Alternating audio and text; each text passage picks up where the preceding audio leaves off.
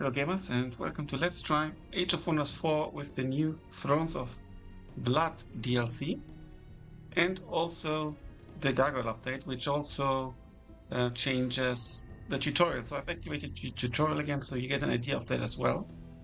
With the DLC there are 3 new tomes.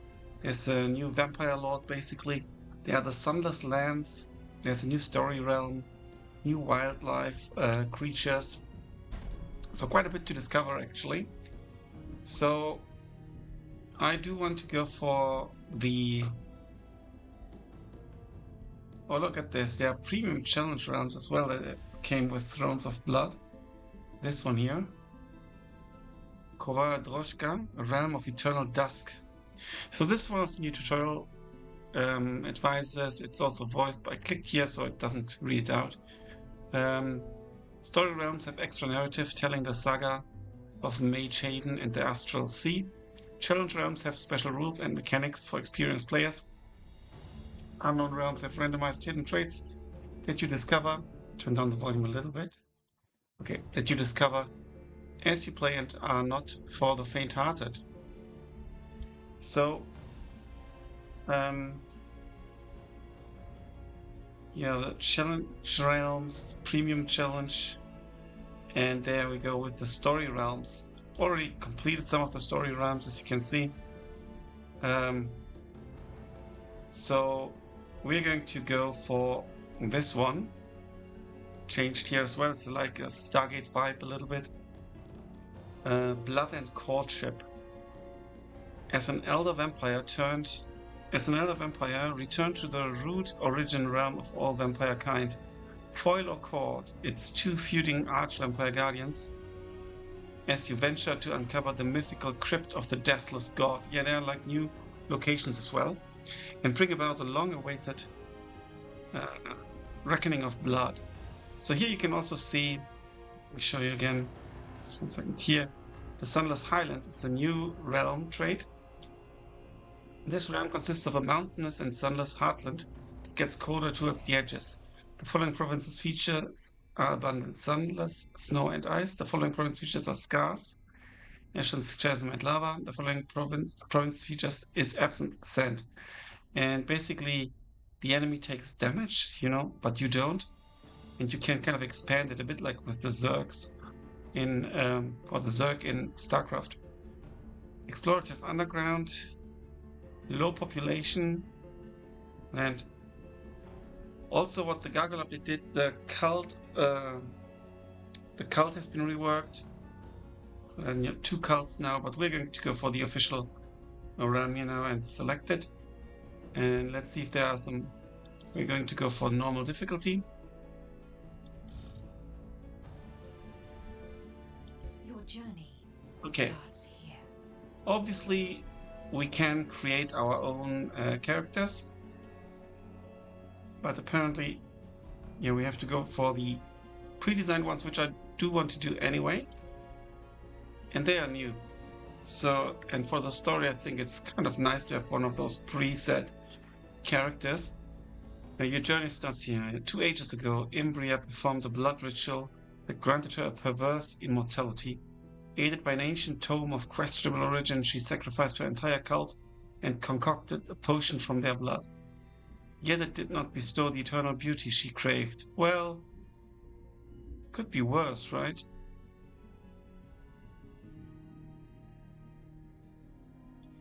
Instead, her body remains in a perpetual state of decay. It can only be rectified by feeding upon the living. So she did feed upon the living quite a bit before this image was taken. Imbria has rebuilt her cult under the teachings of Tome's author.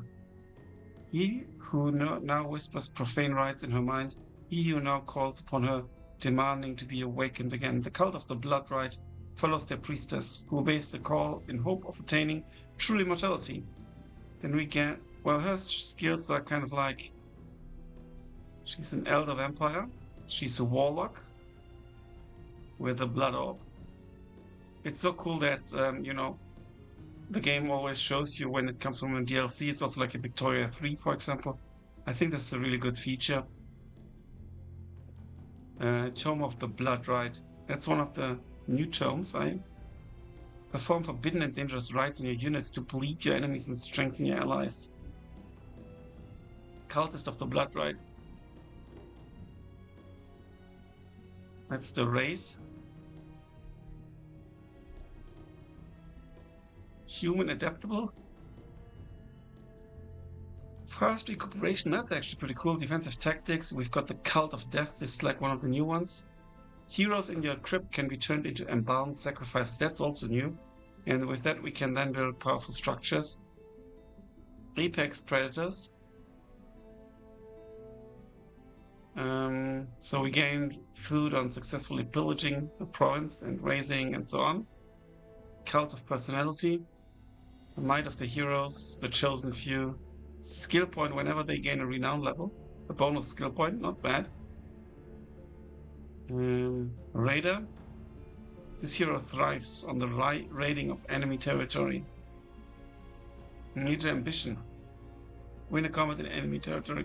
Is that kind of new? Like not from now, but from a previous DLC that I missed and patch? Possibly. Deceptive Spy. Informs how they respond to the actions of other empires. That's for the AI. So we've got Uzul Black Rose. The Black Rose Baron is the subject of legends and tragic tales. They say his vampire ascension was never his choice. They whisper that he was bitten in battle, facing a being as old as the Blood Curse itself. They say he was shunned like a plague and imprisoned in his own city by the neighboring Dwarven kingdom, and that, consumed by an uncontrollable hunger, he devoured his family and his people. Legends also claim that the Black Marchers are the descendants of the dwarves who sealed the Baron's fate. After generations of thraldom and the bites of their master, they have become perfect vessels, capable of quelling Uzul's thirst for revenge. So he's got destruction. Vampire Tomb of the Blood Rite as well. Race is the Black Marchers. Dwarfkin. Hardy, tenacious, tough. Cult of Tyranny. Your people value strength. Tyranny is a virtue and privilege for those who prove their might. It's a different type of cult we've got now, like the Dark Cult. That's the two branches of the cult now. But it comes with the free update. Prolific Swarmers. Ruthless Raiders Challenger. We could also go for this gentleman. The Bathoris name traces back to the ancient dominion of Root Dravania, where vampire society reached its zenith. Though the glory of that empire has long since faded, the Marquess continues to host the grand balls of old times for those daring enough to attend, and those who fail to keep up with the court intrigues often end up as its appetizer. To escape, the Tournament of Sunlight, Varnas established his court in the underground, accessible only through the family crypt. There he has fashioned a race of servants, feeding goblins with his own blood and that of bats. Some whisper that the shrieking bats are also his creation, though none dare speculate on the manner of their breeding. So he's got the Tome of Necromancy.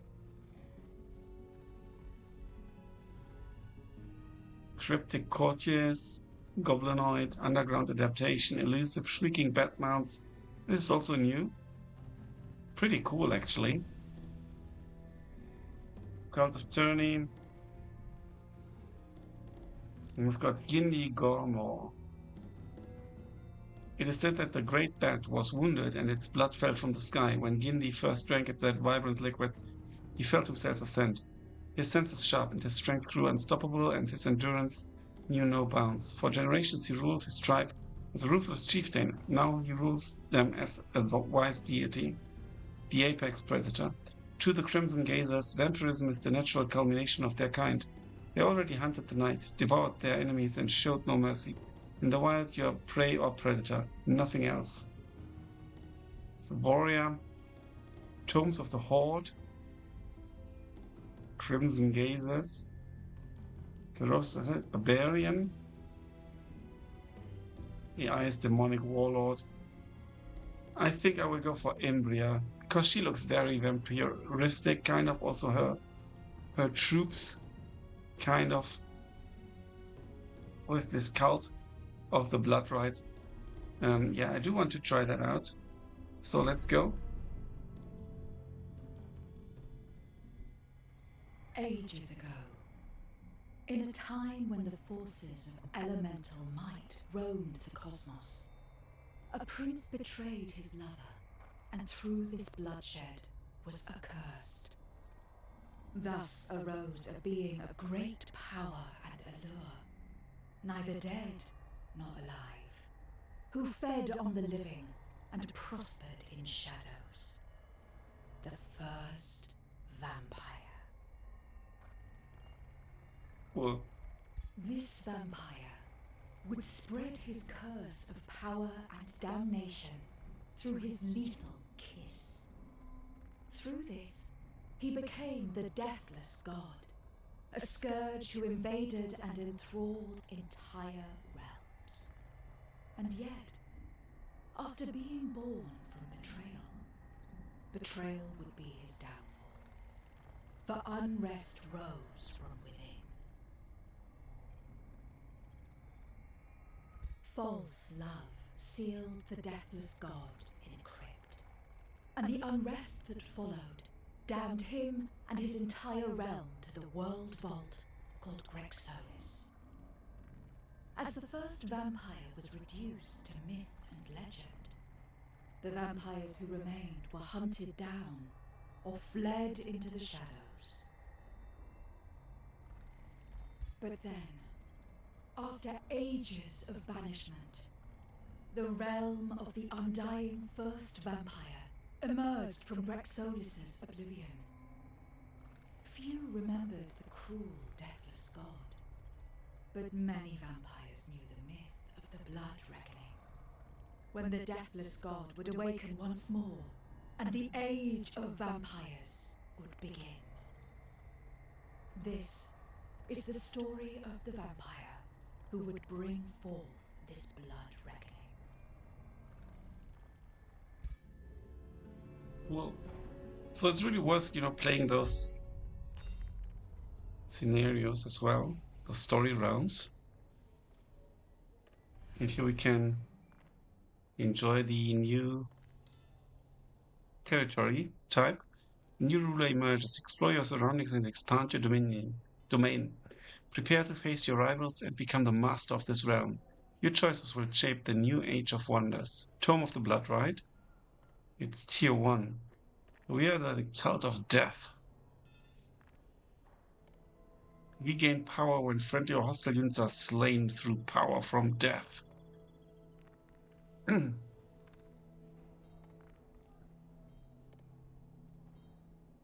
Adaptable, non-hero gain experience, fast recuperation. That's really good, actually. Cult of personality. Start with +1 hero cap and +3. Apex predators. So like pillaging and stuff. Okay. Starting magic. Rite of Bloodletting. Damage spell. Target friendly unit sustains 5 unblockable physical damage. Then all enemy units within 2 hexes sustain 10 physical damage. That's actually pretty good. And they also gain bleeding for 3 turns. And we've got Death Walls. Regains its action points and health. Oh wow. Gains Resurgence. And Doomed. Dying at the end of this turn. Okay. When it dies in combat, it is revived at the end of combat if its owner is victorious. Ah. Revived units are brought back. Okay. So they gain Resurgence, then they are doomed, which means they will die. It's like a last hurrah we can make with an almost dead unit, but we get them back thanks to Resurgence. That's actually pretty cool. But I will go for this damage. No, this is my starting magic anyway. Okay. I've got both. Crypt of the Deathless God. Before you spends the sunless realm of myth and legend, older than the oldest memories of even most Godia. Here the pureblood lineage long ago began and reached its historic zenith. In those bygone days, vampire kind ruled the blood-hungry dominion that terrorized the astral sea. Back then all purebloods were united under an eternal emperor, now only remembered as the Deathless God. Whether through hubris or betrayal, this dominion of terror ultimately crumbled and was banished into Rex Solis for reasons long forgotten. None have since entered Root Dravania until now. As the destined night dawns at the distant howling of wolves, you are left to reflect upon the reason why you have come here. Betrayal undid our greatness, but I am to restore it again. We gain Imperium. That's actually quite nice. Hubris caused the downfall of Dravania. I intend to finish the job. So we get inspiring. This unit grants double the morale bonus to itself and its allies when killing an enemy. Not bad. It's more long-lasting. The knight summoned me here. Its children shall show me the way. We gain the Doombed unit. It's just a unit. Who cares about the past? I only hunger for blood. We can rank up. Yeah, well, let's finish the job and become the new boss, basically. Let's try that. Crypt of the Deathless God. It's a unique Pantheon quest with 5 skulls. The Deathless God, first of all vampires, was long ago laid to rest upon this realm. He awaits the coming of one who shall instigate a reckoning of blood. Hated or beloved, the Deathless God is an enigma venerated by secretive blood cults throughout the ages. They long preached the coming of an event, so named the Blood Reckoning. A time when Root Dravania returns from banishment, and the hallowed blood of the Deathless God will either be spilled or once again reinstated to even greater glory. His crypt is said to lie beneath the blood-soaked mound of a shattered heart.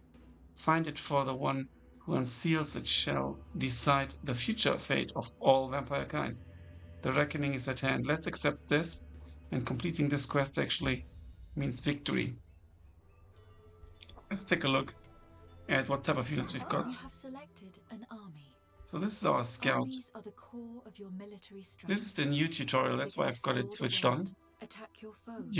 I could have switched it off when I started the game.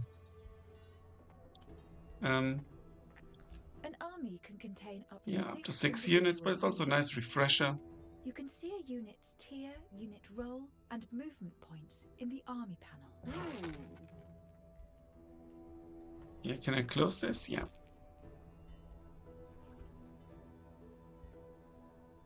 So we have a Mortalist, the Battle Mage unit. We have a Shock unit here with the Immortal. And we have a Pursuer, a ranged unit.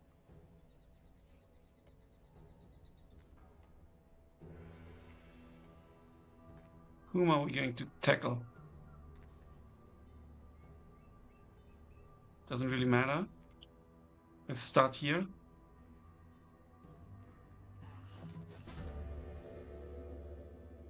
Fire and Roses, unique Pantheon quest. As you travel through ruined Dravania, a faint scent catches your attention. It smells of fire and roses and passion. Your attention shifts to the strange scent, and as you focus, you start hearing a voice, a faint whisper on the wind. Vampire, my prince, find me, where we fought, where we fell, where my blood touched your lips. Find me, the voice whispers, the scent almost irresistible. Return to me, my prince. Let's follow it and accept the quest and find out what's going on. Marauder Guard, you have found an army of marauders. These often guard important locations and grant a reward when destroyed. Not all neutral armies are the same. An army bearing the tower banner represents a free city. A black banner with a skull signifies a marauder guard. The red banner with a skull signifies an army belonging to an infestation.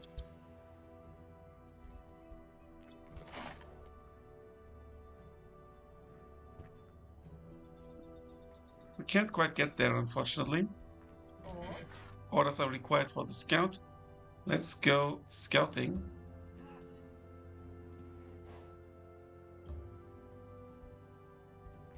Let's set research. Flesh-carved runes. Carve profane sigils onto the flesh of your race, granting them +5 hit point generation on the world. That's pretty cool. And also ignore status resistance per stack of bleeding on the target. That's also pretty cool. Sanguine focus. Magic attacks of enchanted units gain +1 physical damage, and they could inflict bleeding, so we could combine that. That would be good. This affects our battle mage. And this affects, doesn't say so, but should be like, it's like our entire race basically. We could also go for the Blood Cultist, a battle mage unit that bleeds and stuns their enemies and can empower themselves greatly for one turn before dying.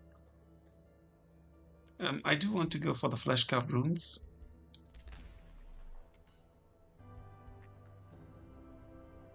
And we've got an offer.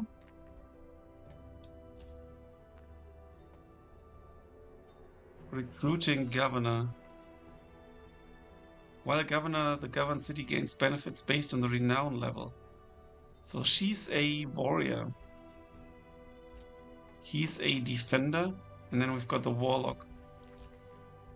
Shepherd means win a combat with only animal, plants, and elements. So that's not so great actually. Arcane Governor.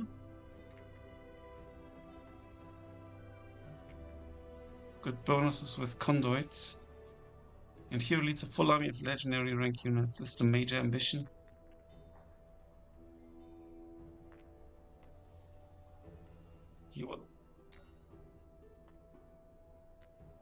Shield Wall. This unit ends its turn and goes into defensive mode to all adjacent hexes. This is actually quite nice.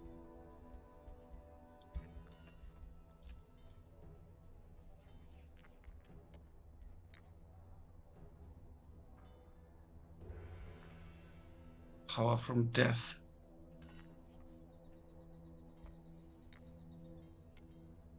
While Governor, the governed city gains benefits based on renown. That's actually not bad. Shepherd strives to nurture the next generation and lead them onward. Animal, plants, and elementals.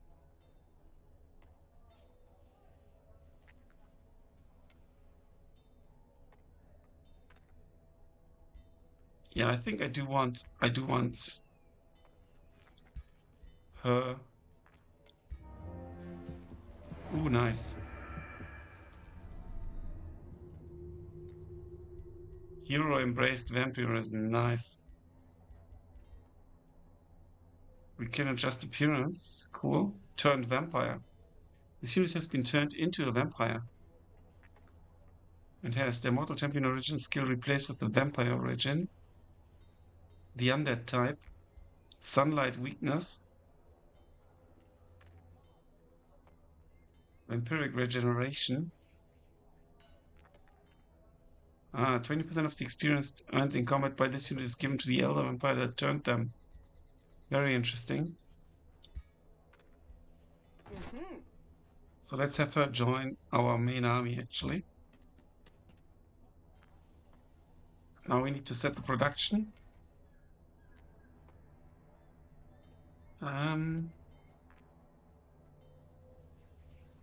Yeah, this actually helps us change the terrain. Library gives us knowledge. The shrine gives us mana income. Store will help. Bring up. I think I do want to go for the storehouse to increase our growth first and foremost, followed by the shrine. Not going to recruit the unit just yet. Let's end the turn. Here we've got some notifications as well.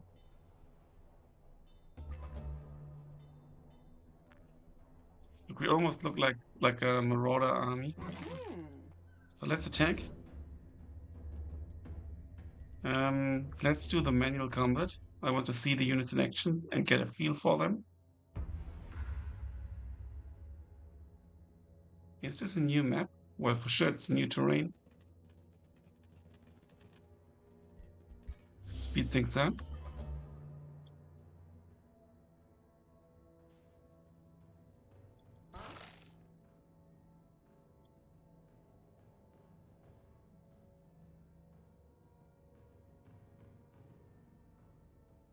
You can maybe move here. It's unfortunately out of range. We could go further. and hit them, but I'd rather send our troops here and be a bit careful.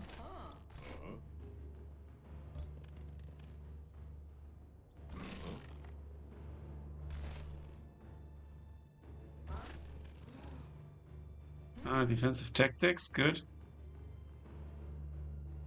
Let's actually put them here.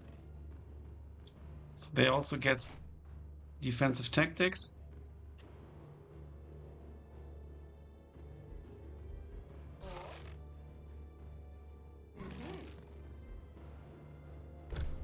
Okay, let's have them come.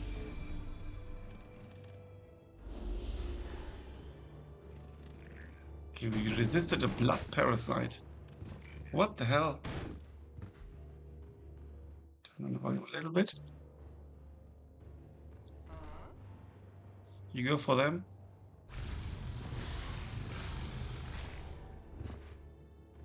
They're after my blood. Blood parasite. Unit sustains 4 physical damage each turn. He places encounters bleeding but ignores status effect immunity bleeding.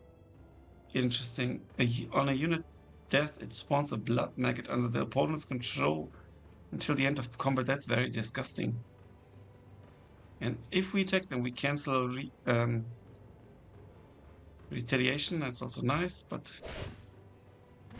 yeah, we're not going to do anything bad with them anyway. So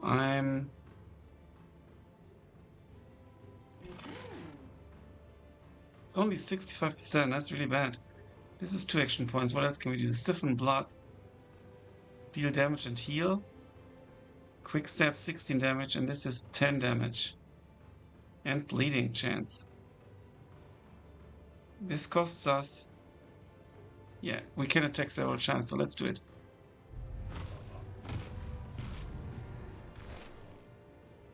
And we can also shoot several times, so go for it.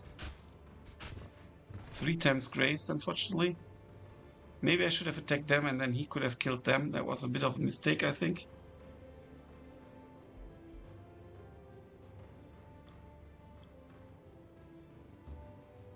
This unit is flanked, which is lovely. And we can still cast a spell. I want to try out this one, the damage spell.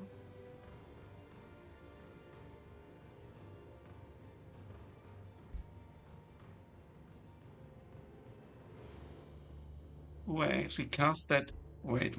Target friendly unit sustains 5 unblockable damage. Yeah, I can't cast on them. I need to cast on one of my own units. Let's cast on them. Here we go. Oh, I misclicked.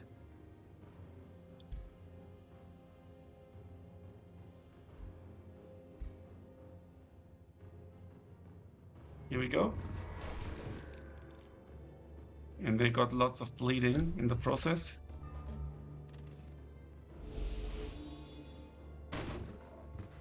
We can retaliate. Smart that they attacked us first with this unit because we would have killed this one.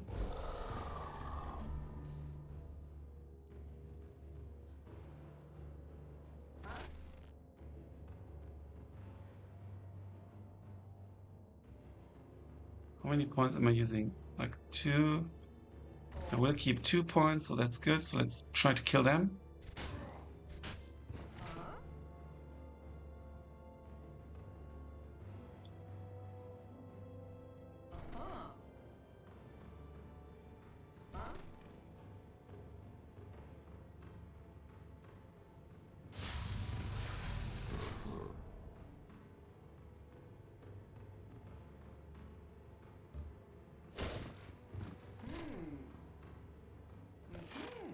Still her turn. Retaliation has been cancelled, so I think we can go here safely. Mortal Blessing received. Lovely. The death of another has granted this unit +5 hit points and also critical hit chance increased.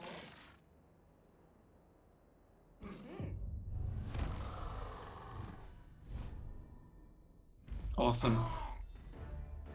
Ah, well, we lost a little bit of health, unfortunately. That's going to be fine. So here we will be able to gain gold.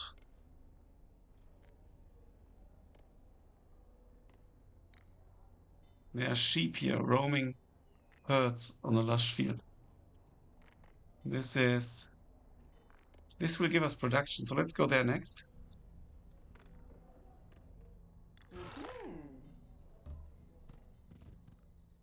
Oh no, there are resources I could have gone for.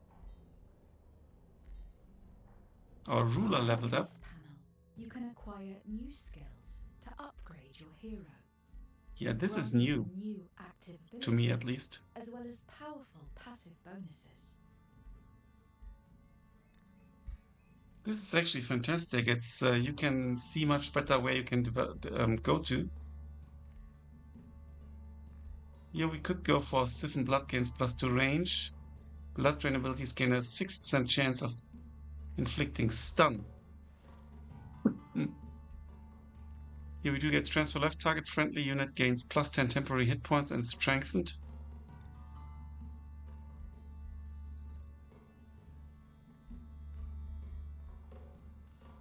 Hex Pact link to a target enemy unit each turn. The target suffers. Oh, that's actually not bad.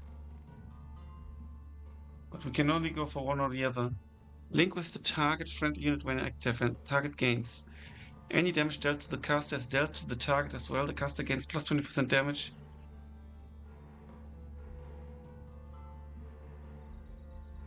And then we can go for the Blood Pact gains. Target gains steal life.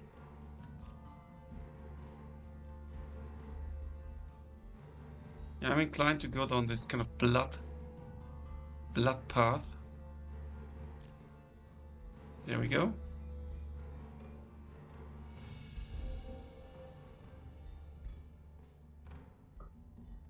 Orders required for our scouts.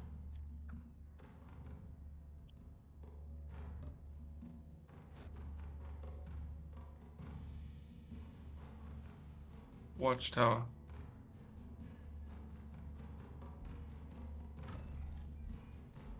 Let's get another scout.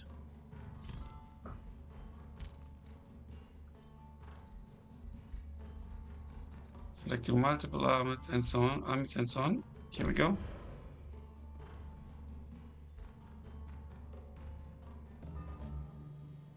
Some of your units have lost hit points and will need some time to regain them. Each unit generates a certain amount of health each turn.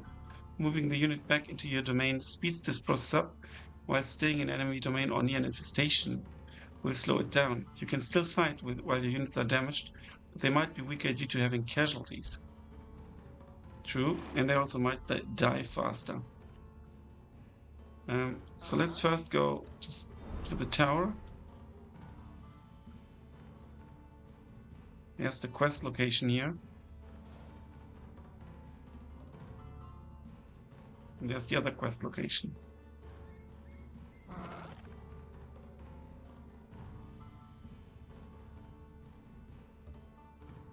Let's attack them. Battle Mage. And another Battle Mage.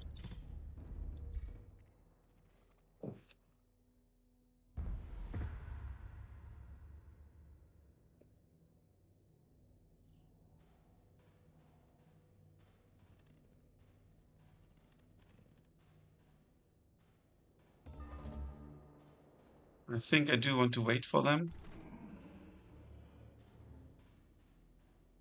They will be able to attack us a little bit.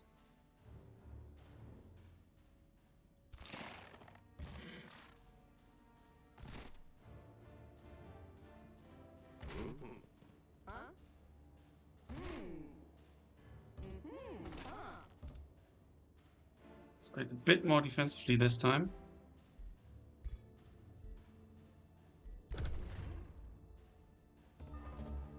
Interesting. Oh no, they are coming. They are coming. Okay.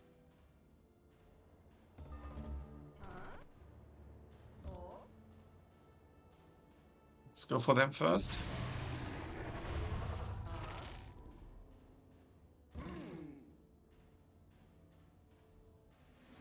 more tile to increase our chances.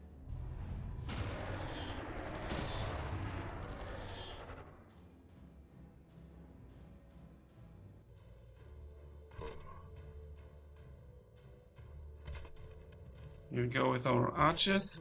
Oh no, I misclicked. I thought I've got archers selected, but I didn't. My bad.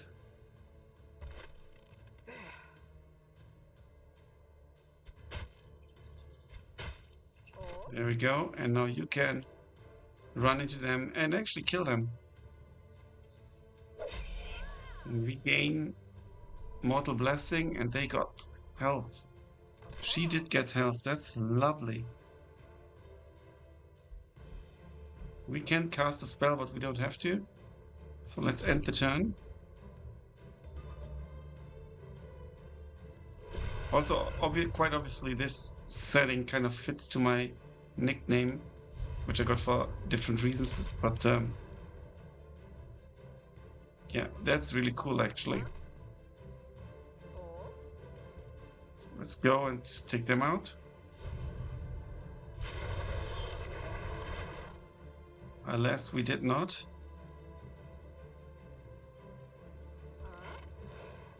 Let's go here, kill them.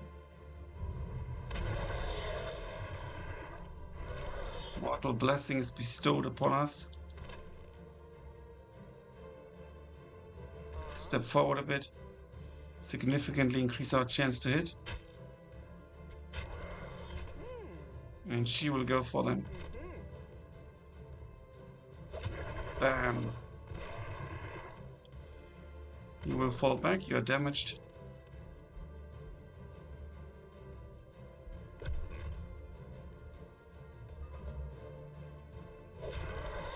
Okay, they want to go away so that they can cast, I presume.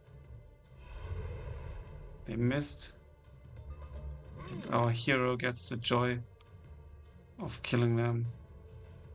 Siphon blood.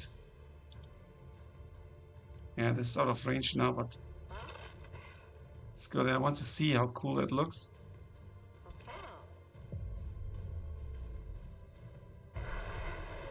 Nice.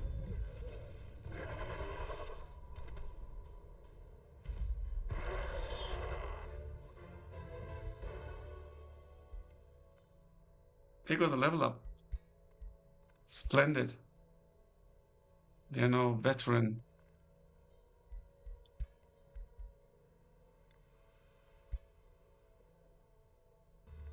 We got quite a few production points, I think.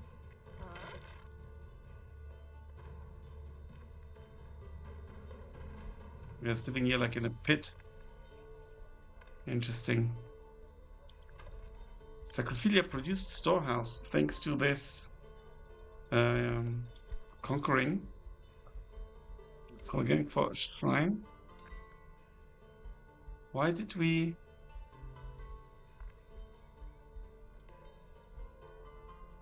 maybe I misclicked. I thought I did put the granary as well. So let's put the granary in the queue. Grave obelisk. Embalmed sacrifice is needed. We don't have one.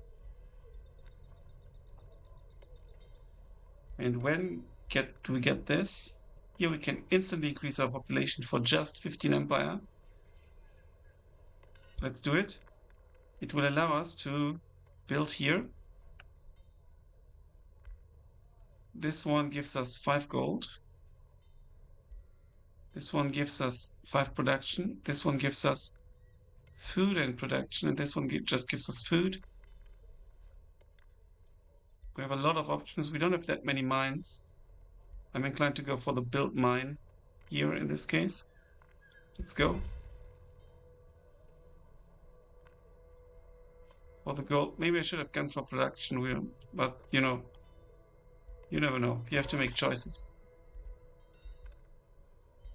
Okay, our warrior, she can go for Siphon Blood. She can also go for Draining Bite. Deal damage to the target and heal for 50% of the damage dealt. Cannot target units that are immune to bleeding. Or we go for Siphon Blood. Deal damage to the target and heal for 50 points. 50% of the damage. The biting deals more damage. And it's because it's melee, I think. Yeah, I will go for a Draining Bite. Because it's my warrior character. Let's end the turn. Now we are in our territory, so we healed quite a bit, which is good.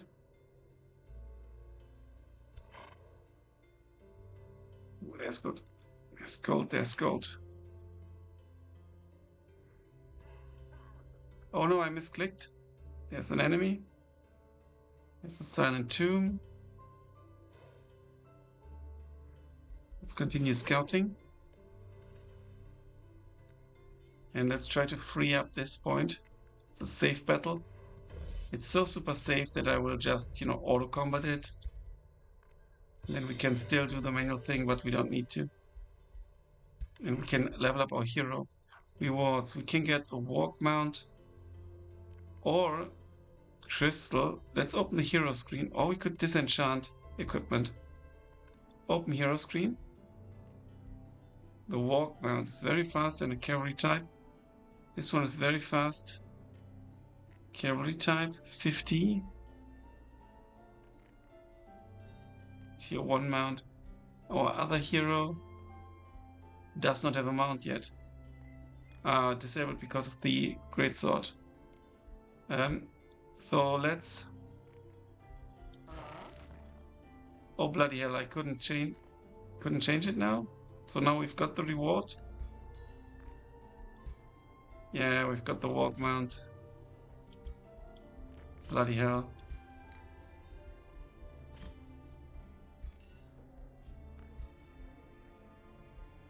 We can keep our horse mount.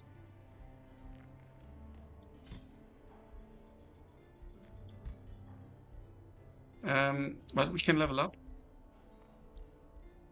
So we could go for Drain Familiar. Deal unblockable damage to target friendly unit. Then the caster heals for 20 temporary hit points and we gain strength. Or we go for Blood Drain, gain 60% base chance of inflicting stun. I think that would be helpful. Or we go for Blood Pact, gains targets, gains life steal. Oh, I misclicked. Cancel. The unit attacks heal it for 10%. Target gains this when a unit dies in combat. Link with the target friendly unit. Yeah, okay, we need to link to friendly units, so target life steal makes perfect sense actually. Let's do it.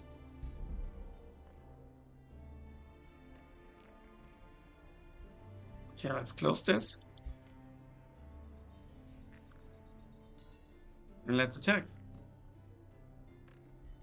And turn.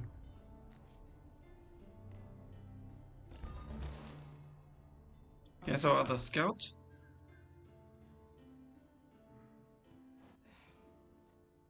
I think that will be guarded, probably, but we'll see. So let's go for this.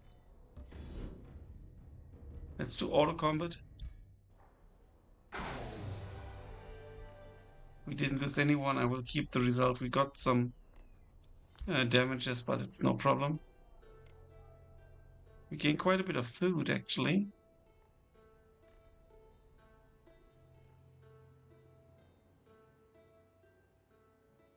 Let's go in this direction to get the resources here. 3 turns is quite a lot, actually. Okay, we can get the mana node here. It's a conduit or research post. I will go for the conduit. So we get more crystals. And we got some more sight. And actually, this is not sunless here. So we are going to need the desecration chamber. Let's queue it already. And I would also like to get a 4th unit. I will go for another immortal unit.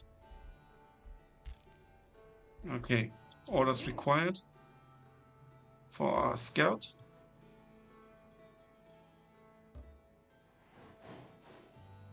This might be a place for an outpost here.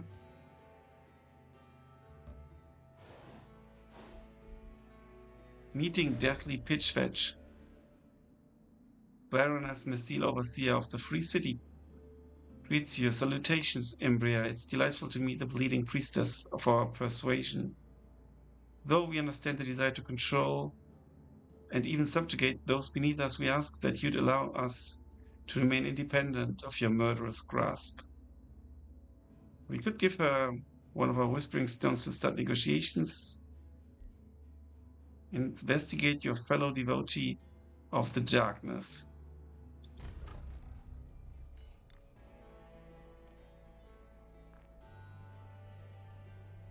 Yeah, I think this is early on. We don't have that many armies, so let's try to give them the Whispering Stone. I don't want to boost allegiance just yet. Cooperation. There's nothing we can do yet. Okay. So let's do it like this. Our Outrider did move already. We can end the turn. The new tooltip on boosting production. Some city structures can be boosted to make them cheaper and faster to produce. Check the structure's tooltip to see the boost conditions. Ah, yeah. Oh, that is actually interesting. If you boost something that's already in production, you will be refunded the gold you would have saved, but apparently not something that has been built already. Kind of makes sense. Okay, we would need one quarry to boost it. Here we would need 2 foresters, and here we would need, well, we can't boost this. So currently we can't really boost. Could we go for just 50, what, 1 turn? Well, 1 quarry. This could actually be helpful. Quarry income is +5. This will be a farmland. Let's put the quarry here.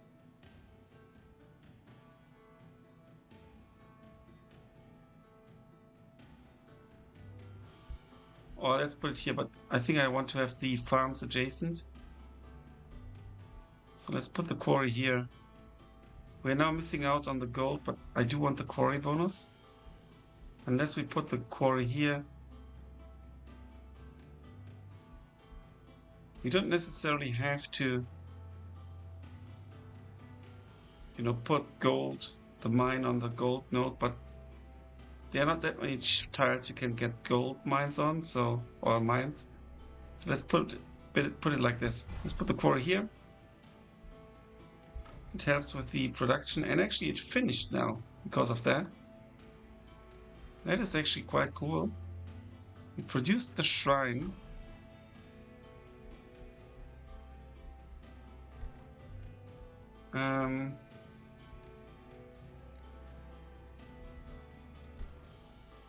Just a bit confused as to where I can see the buildings that we've already built.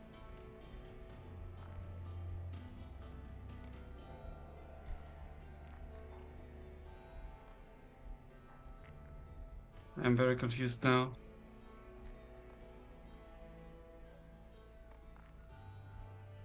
Should be shown somewhere, but I can't see it. Really weird.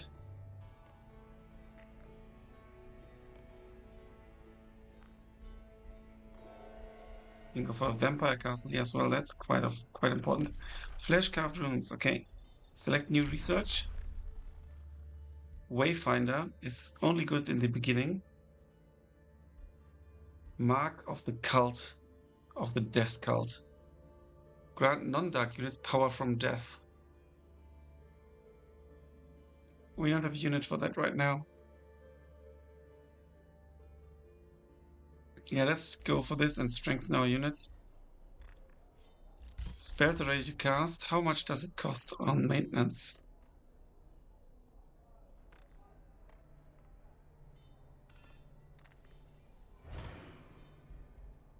Well, let's go for it anyway. Don't see the maintenance cost. It's only the casting cost. New Empire development skills available. Gain 150 loyalty per hero defeated in combat. That's not that great, to be honest. So let's save the points.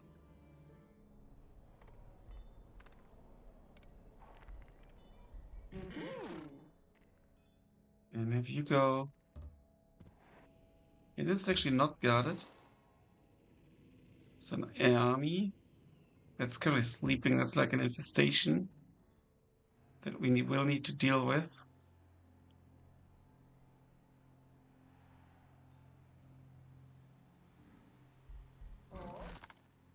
You move on.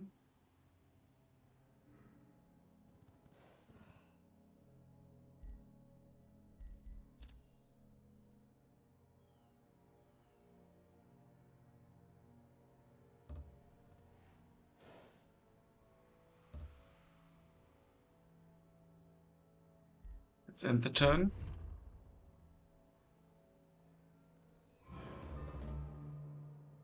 Phase 7 already.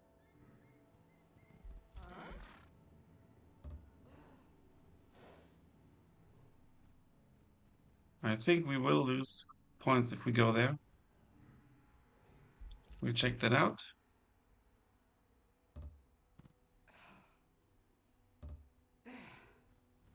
Also good places for outposts.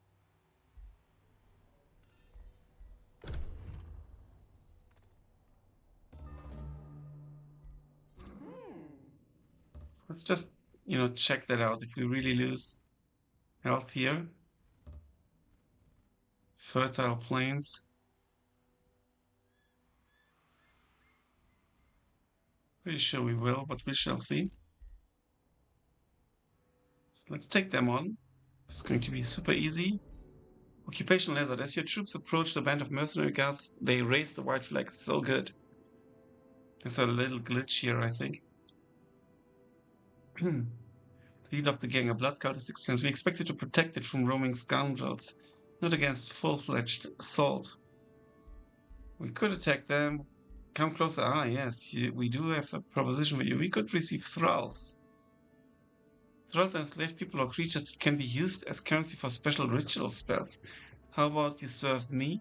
We would gain a blood cultist unit. We don't have a blood cult yet. It's a battle mage. Well, we might have one actually, but let's recruit him. We do have the coin.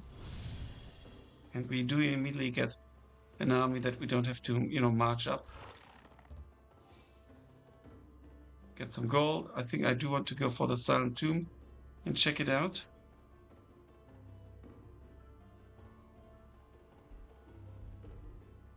Okay, let's add orders required.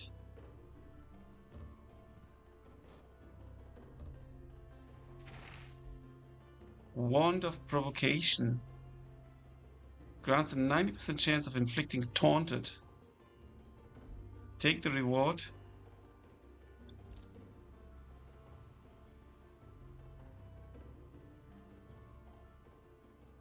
Okay, lots of monsters here.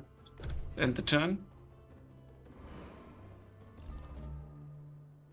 Yeah, I think I'm playing for the first time on my laptop because I also had to change it to English. It's much, much faster than on my 8 or 10-year-old computer. Discovered another ruler while concealed. Diplomatic interactions have not yet been triggered and the other ruler is unaware of your presence. You can choose to engage with and meet the ruler or remain concealed. Let's meet the ruler. Charming. The Grave Archdame. Strange shadows blind your senses, then a sharp whisper enters your inner ear. What is this, I find? An unfamiliar elder vampire. Roving my realm, after all this time, from the deepest darkness appears the terrifying shape of an arch-vampire. Princess Consort Marvelith the Grave Archdame, fabled author of the Tome of Torment and first wife of the deathless god himself. She inspects you with a predatory gaze, then lifts her chin and produces a faint grin. Suddenly your chest starts to ache. It appears she's casting some sort of spell on you. Her maleficent stare probes your sight and pricks your very heartstring. Tell me, my sweet, what brings you to my dominion? To awaken the deathless god? We anger her. We could remain silent, that is none of your business. She then rips an entire heartstring. Then we can rank up twice. But our relations increase, actually. Resist her spell would be quite costly, but also increase. We could go to war. I've come for blood, yours in particular.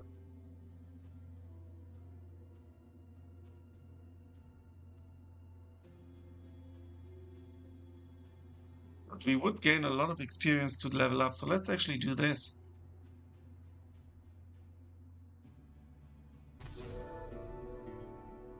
Princess Consort Mavalith erupts in a tittering cackle. Oh, well, how delightful. Your pretty resistance is simple, irresistible. I must have more of it. Yes, I have decided you may stay, grins Princess Consort Mavalith. Do we have to give her a rose? Doubtlessly you came here to unseal that stinking crypt of my rotting husband, Urvatok. But in order to do that, one first needs my exalted blood, with which that place is thoroughly sealed. However, if you so intend to slay that wretched bastard, then I might be open to make a little trade. If you want my blood, then bring me the obsidian rose from Urvatok's crumbling palace and lay it before my feet. The offer is made, little elder. I'll be watching you. Ta-ta. I will consider this. No thanks. She wouldn't quite like us then. Or I will have your blood for plucking my heartstrings. No, let's actually say I will consider this. I will consider this. Something is happening here, like an outpost, maybe?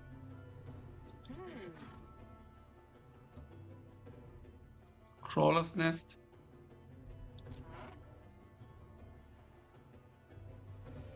Actually, we didn't lose any health, so that's good. We are pretty much out of health, but I think we can still fight here. Potentially.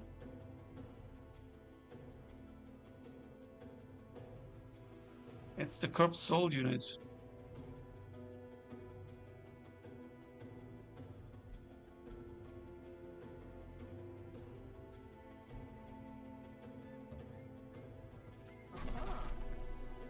Let's explore. A sinister necropolis crafted by the ancient Shad-Arai. Its tunnels and burial chambers seem to expand, almost as if they are alive and seek to accommodate any new inhabitants throughout the ages. This tomb doesn't merely hunger for the bodies of the dead, it yearns to feast upon their very souls.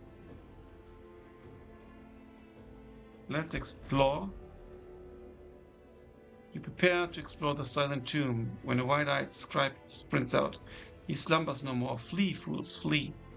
A chilling wind, as if a monster inhales, pulls you towards the entrance. The ground then trembles, but there's no rumbling. A black fog creeps from the mouth of the silent tomb. It conceals a ghastly figure that feels as ancient and evil as it does regal. Your army's resolve dwindles while insanity claws at your mind. The kingly ghoul whispers, I am the sleeper in shadow. Won't you join me inside? You unwillingly put one step forward. In the upcoming battle, that king's presence is active. Every turn, one attacking unit is targeted. If it has low morale, it gains insanity. Otherwise, it loses morale. And lethargy, the dead king inflicts slow on hits. Run into attack. Troops, keep your mind off. Ward yourself. Snap out the dreadful enchantment and retreat. Yeah, we need to leave.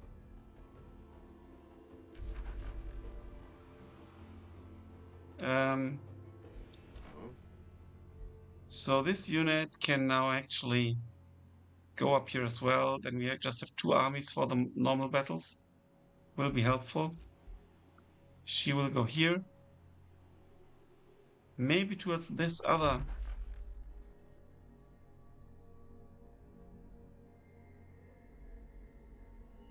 Blood glass. This is most likely a new resource.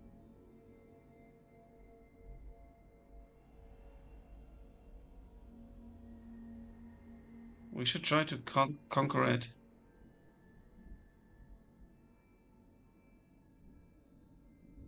Units gain +5 hit points per turn. This is actually huge. And possibly even more better than, this. Rite of Life Leeching. Target friendly unit sustains 5 unblockable. Okay, let's go for new research. Blood Drinking Blades. Base melee attacks of enchanted units. This is for our 2 shock units, actually. They deal more physical damage, and when they're striking units with bleeding, they heal temporary hit points. Let's go for that. And we got the Immortal, we moved it, our ruler leveled up. Twice, I hope. Okay, we can go for a signature skill. Hermomancer, Blood Empowerment. Sustain unblockable damage equal to 10% of your maximum hit points. Your next attack this turn deals plus 50% damage. Blood recovery, recover temporary 10. Recover 10 temporary hit points when killing a unit with magic melee or physical range attack. Increases the upkeep. Bad Swarm. Adjacent enemy units sustain damage, have 90% chance of becoming blind. That's actually pretty cool. And at the start of combat, we conjure a Doom Bat. Dreadful. Target enemy unit gains 2 Torment until the end of combat. 8 Frost damage. Each time it uses an ability. Do this 1 stack. Okay. Against vulnerability, loses morale. Tyrant attacks. Cause 4 morale loss on target. Unlocks soul draining strikes and Shield of Faith. Desecrator. Target corpse explodes and all enemy units in a 2x radio from its sustained damage. This is actually pretty cool. And that Servants. At the start of combat, conjure a zombie. It's a bit more aggressive than the Night Zone, but I think this bet is very thematic, and I will go for that reason. Okay, we can actually go for one of these. Pack leader. While army leader, all animals in the army have flanker. +1 defense, +1 resistance. We don't have animals, so base attack gains +2 frost damage, 10% damage against targets. Yeah, we don't have slowed or frozen units. Let's go for something else first. Attacks and debuffs abilities inflict +1 status oh, I misclicked. But I think this is actually good. Yeah. Siphon Blessing. Steal all positive status effects from the target unit. Or we go for Curse. Target enemy units in a 1x radius suffer 10 blight damage. And they get vulnerability and decaying. I think this is cool. I don't want to steal the positive effects. I do want this. Let's go for it. And we can go for Drain Familiar. Deal unblockable damage to target friendly unit. Then the caster heals for 20 temporary hit points.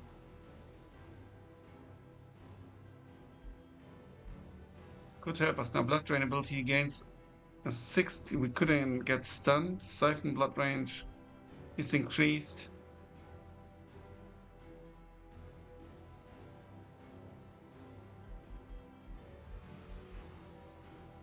Blood Drain abilities gain us. Yeah, let's go for the stunned. I think that, but this could also be good. Drain Familiar now grants the target unit 3 strength. That's actually good.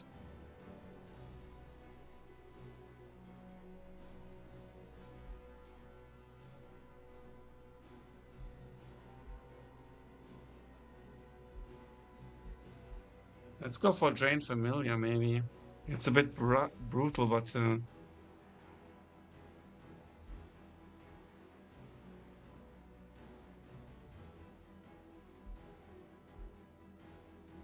this is cool transfer life stuff as well.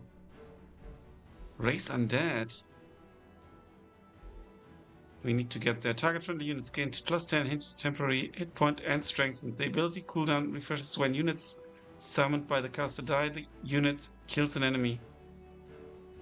Can only be used once per battle. Let's go for this. Confirm.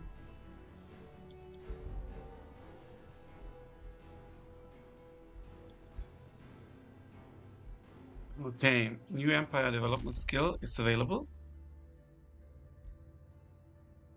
Unlocks the ability for units to embark, we don't need that. Founding or absorbing cities takes less turns. Newly founded or absorbed cities gain +1 population. We will need that long term, I hope, so let's go for this before I forget it. Spell ready flesh carved runes. Let's do the race transformation.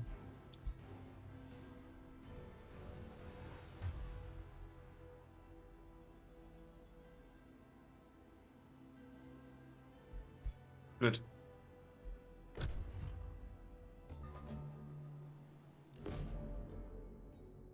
Two predators crossing. A foul mortal stench enters your nostrils. Then a dark stalking figure appears inside. I know a vampire when I see one. Keeping her hand close to her weapon, she nevertheless regards you with a dark smirk. You are not from around here, are you? I reckon you also seek to uncover that so-called deathless god of yours. Well, so do I. Chief Huntress Griselda.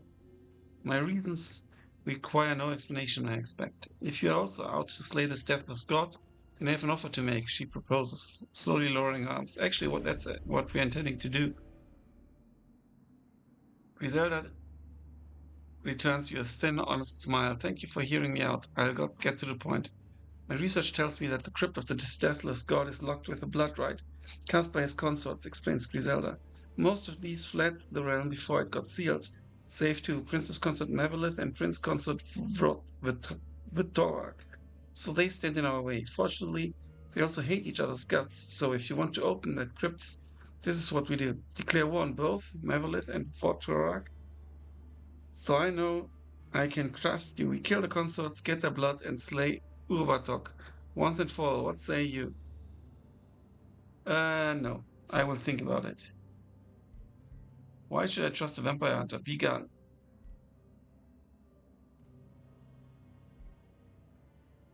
Yeah, let's say this. Spouse hunting. So the crypt of the deathless god is sealed with the blood of his consorts, and only their blood can make it undone. Little is actually known about the deathless god, besides Celtic myth and legend. But amongst elder vampires, it is well known that the deathless god created the first blood, the dreaded arc vampires. Of this brood, he selected a harem of consorts whom he bound to his indomitable will. It appears, however, that they conspired to lock their deathless god away in this crypt. How and why? Well, only the remaining consorts could tell you. To unseal the crypt, one needs to seek out Princess Consort Neverlith and Prince Consort Vitorak and obtain their blood one way or the other. I know what to do. Okay, orders required.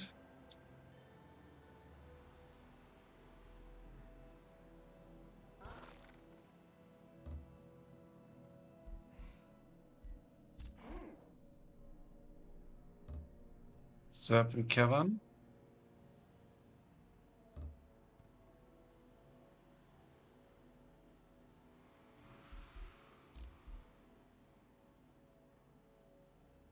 What's going on here? It's an entrance point for an underground passage. Okay, they built an outpost here.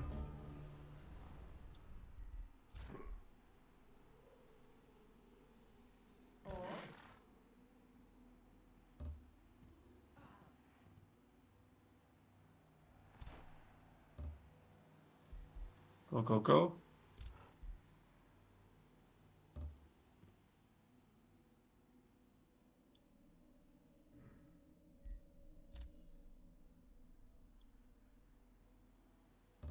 Let's get into this. What do we have here? Marauder Guard. Guarding what? Can't see. And there's gold, right? Let's go for the gold. And we can annex another province. That's very good. And this time I will go for the gold province and build a mine.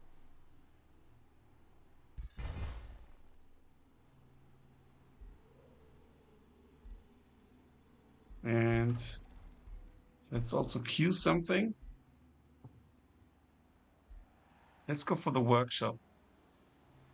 But to boost it, we need one farm. I'd like to have one farm, actually. Let's pay 90. I think it will be worth it doing it so early. And we go here where we get the sheep. It's a swamp territory, though. So the bonus is actually only 3. So let's build the farm on a different tile. Let's build it here.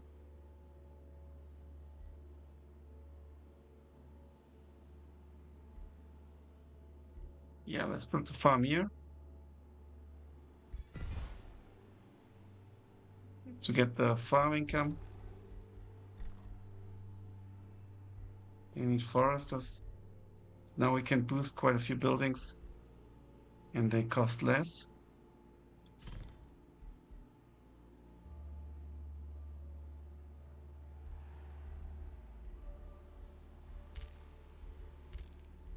Good. Change of heart. You're approached by your hero, Kira the fighter. Her expression betrays dejection and vexation.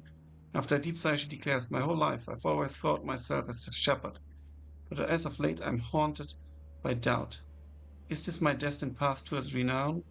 Or will heroes game, or will plotting another course lead me to success and satisfaction? I currently lack, yet desperately crave. Kira has grown frustrated with her current ambition. Will you permit her a change of heart? Being a defender suits you better? Being an instructor is an admirable stay your course. Shall be fulfilled." Oh, we can change it. With only animals. That really sucks. Being an instructor? A full army of legendary rank units, all rank up units in his hero's army? Being a defender suits you better? Win a battle in friendly territory, governed city has fortification. Let's go for an instructor. I think this is doable.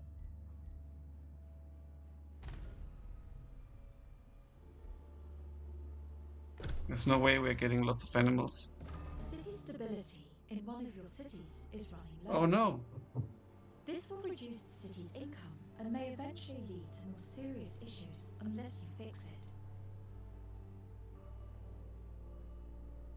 Okay, to increase the stability, try building a tavern or bathhouse, which are unlocked by building the town hall too, the Dread Spire.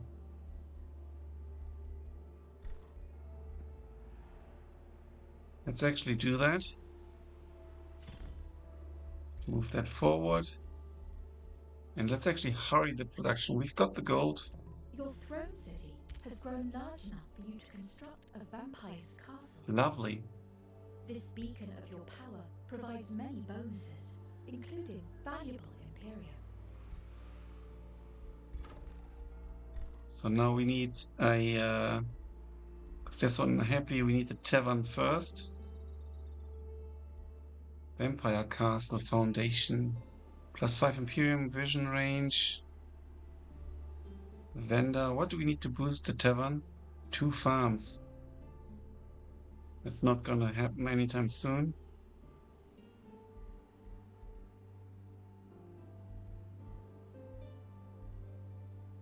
Blood altar.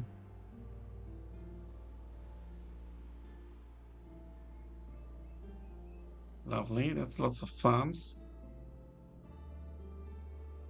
You have to keep that in mind. We need to go for the tavern. And even buy it. So we have reduced city income, I don't like that.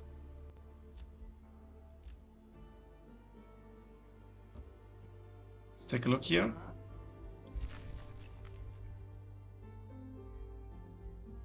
It's a Lost Queen script.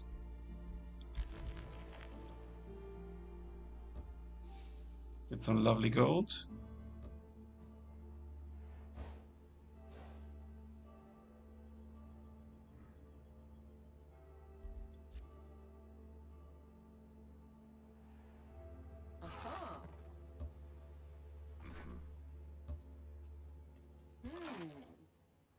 Let's attack. I think we should auto-combat this without using magic. Yeah, no losses, that's good.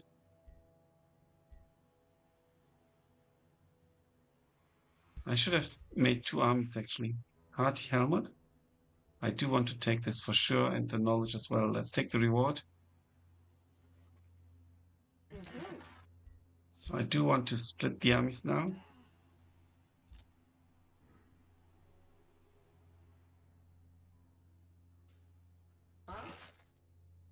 And she can go here, because we need to build...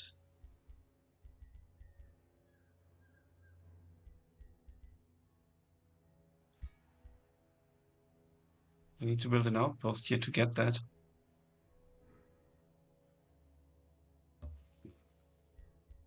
Why can you not build the outpost? Continue move path.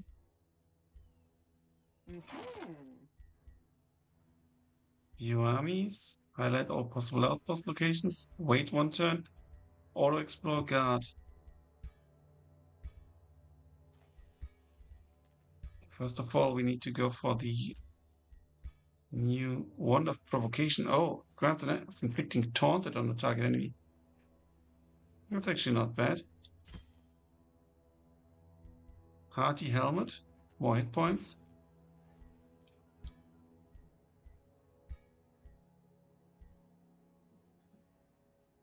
I probably don't have enough gold. I think it's like 200.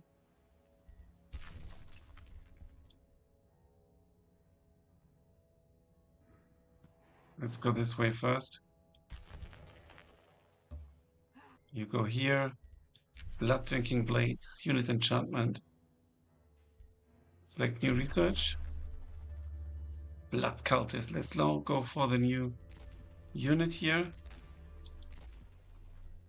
Let's end the turn.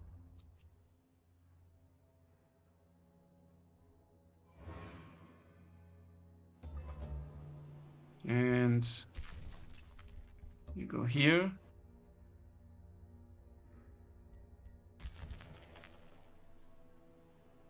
Oh no, I didn't want you to go there. Why can't you? I need to click on them again. Okay. Is there anything I want to... There's like a quest location as well.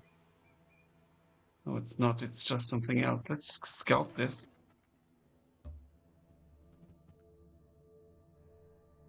Okay, we can take them out. An immortal and other undead stare at your troops with fear and hunger in equal measure. Fear, however, soon seems to prevail, rendering the group unwilling to attack. The lifeless beings shuffled around, trying to keep their distance from your army. Using magic, release their spirits and let them... I can't recruit them, unfortunately. Will be removed? No. Leave them dead and let them keep an evil action. Death to these dead. Let's do that. I do want the experience. Auto combat. No magic. Easy victory for experience. Good. Reward resistance shoes. Hit points and status resistance. Let's take that. And Sheeny can actually put them on. She's my melee unit, so that's why I give it to her.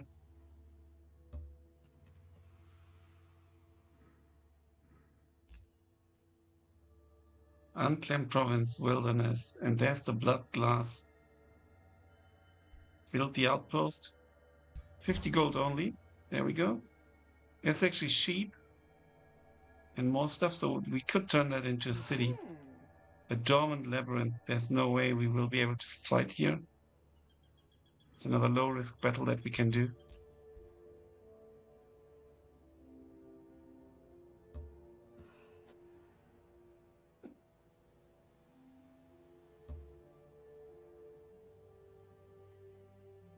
This is guarded a bit.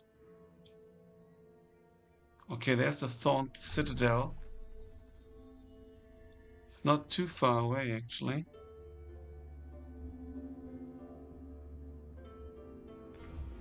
I will put this unit on auto explore now.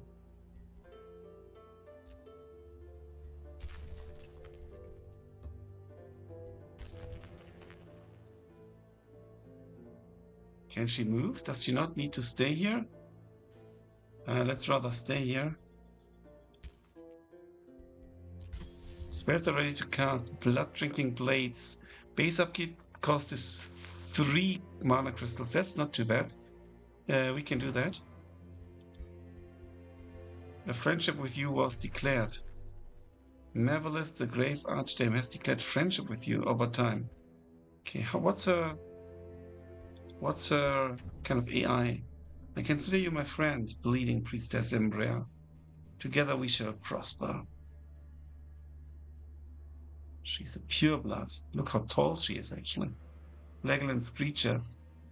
Thorn Citadel, demonic warlord. A bloodthirsty ruler who prefers treachery to weakness. She likes empires that break treaties, empires that execute prisoners. He dislikes empires with vassals, empires that have many alliances. She's driven by war, never surrender, extermination, and expansion.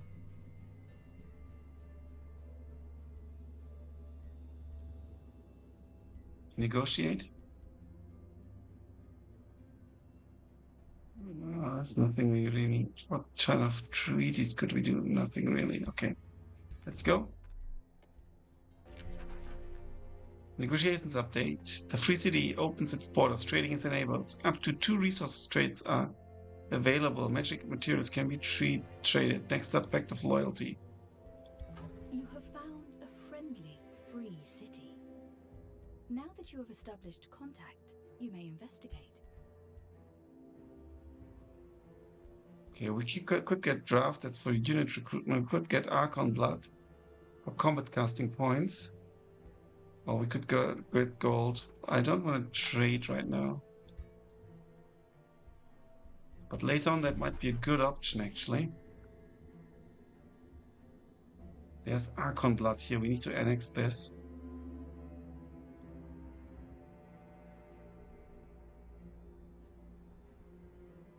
So we really need to make this our territory type. So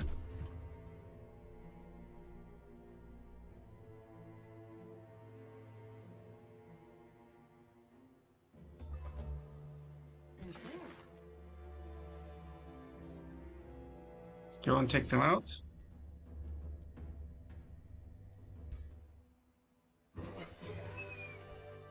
Good and easy victory. Some food is gained. Are they protecting anything? Yes, yeah, they're protecting the sheep. Blood Emperor's Rose Palace. We're not going to go in there. It's golden. We're going to go and kill them. It's going to be another auto combat. Victory, but quite a bit of damage, but a level up as well. Let's move her here. Actually, we don't need to stay here. I think this might have been patched. I think it used to be that you have to stay there. Not 100% sure though.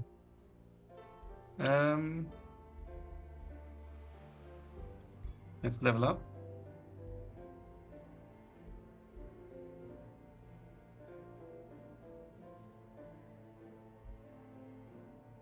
Attacks and debuff abilities gain 90% base chance of inflicting weakened. Nice, go for it.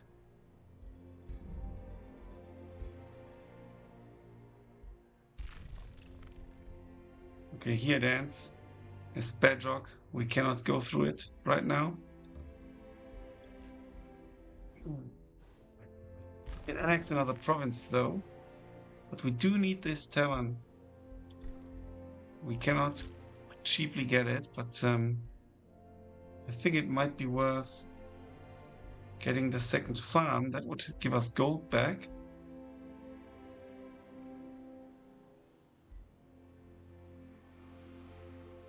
I want to go in the direction of this Archon blood.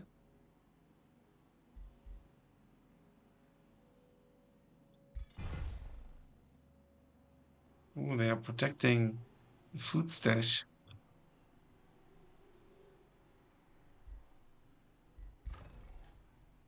Oh, we did get a refund. Oh, this is like faster now. We can maybe hurry the production. Yes, we can, and make them happier. This increases our gold income. Nice. Money well invested, in my opinion.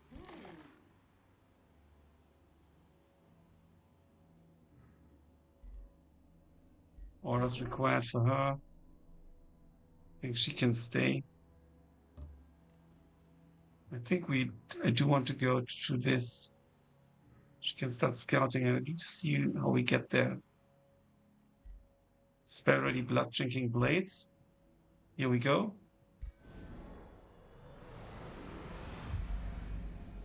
Lovely. Let's end the turn.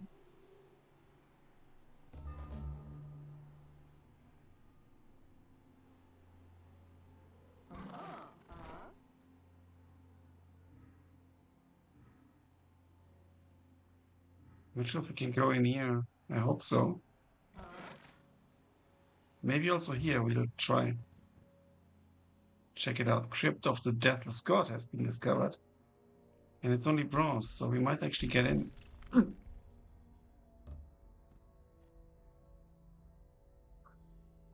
What do we find here? Mana stash.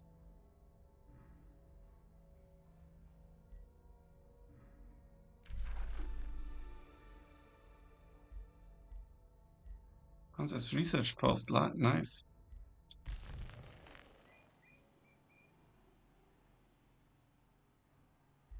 Found a city.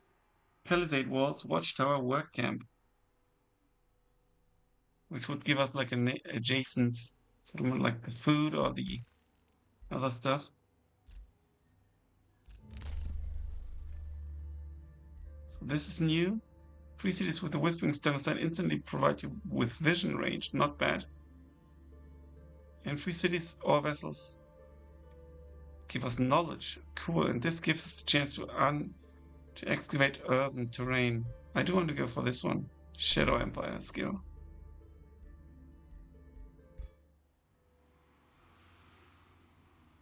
Fantastic. Let's end the turn.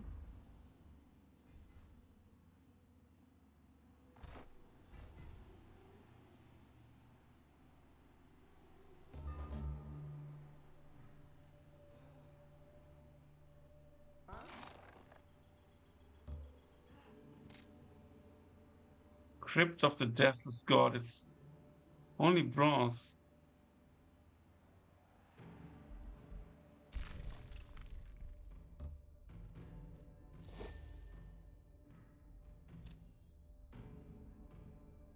Yeah, we need the hero unit here.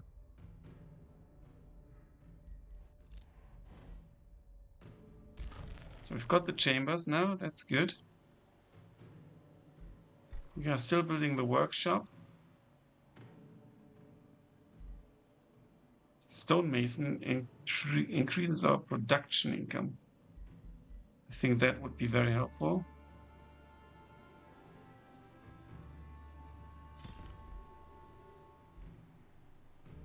And next we will need the bathhouse as well. So they're not super happy. Okay, we can now recruit blood cultists. We can summon phantasm warriors. Oh no, we need to go for a new tome.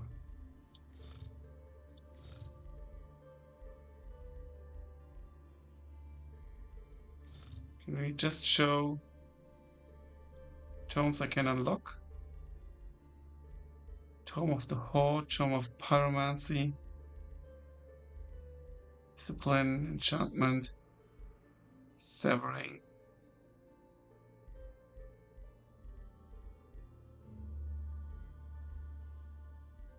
I think Necromancy is kind of like a fitting thing. Tentacle is also cool. Conjuring Tentacles is quite helpful.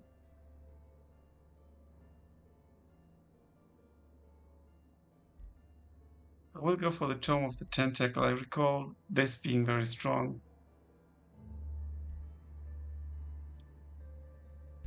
Kind of also fits like this kind of dark theme. By the tentacle, and see how the limits of your flesh are mere self-imposed restrictions. Here we go. New Empire development skill available, and that is Chaos Empire skill. Beating an infestation grants you a unit based on the infestation defeated. Let's go for it, because we will soon do that. I could end the turn, but before we do that, I actually would love to recruit someone. But we can't afford the Blood Cultist or the Death Guard or the Mortalist. That's the units I would like to recruit, so let's not do it.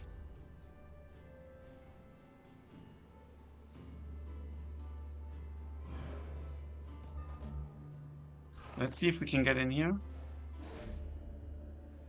A sepulchre sealed shut. All about you lies a blood of more, far, far older than any elder vampire. The rancid air is stale and thick with decay. Rivers of blood seep down the great hill, leading towards a deep depression in the earth. There's a mystery there. In a mystery corpse-ridden vale, you find a large overgrown monument from antiquity. It appears to be an ancient sepulchre, or perhaps even a crypt. Yes, here lies the crypt of the deathless god, though from a distance it shows no obvious entry. Better inspect it up close. Oh, we get some knowledge, nice. Let's continue our quest. And I think this is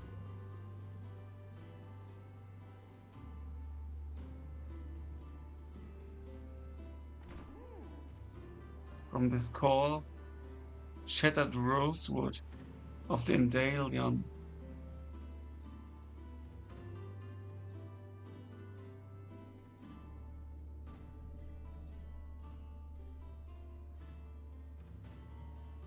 Let's check it out.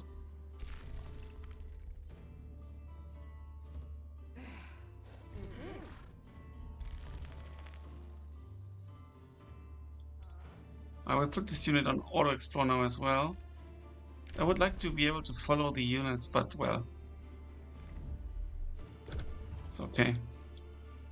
I can see where they walk when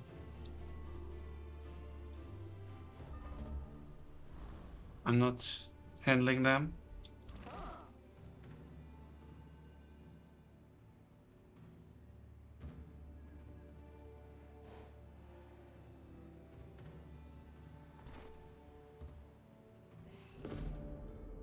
Fire and Rose Aftermath. You have found the source of the alluring call you heard before.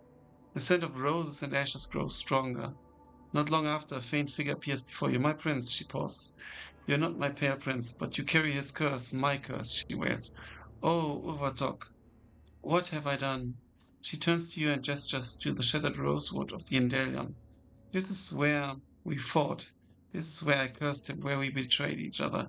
The ghost sighs, the scent of rose almost overwhelms you.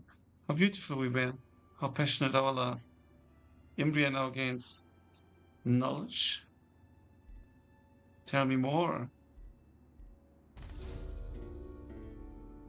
Magical material quest. My ghost continues. I was a witch, blessed by chaos.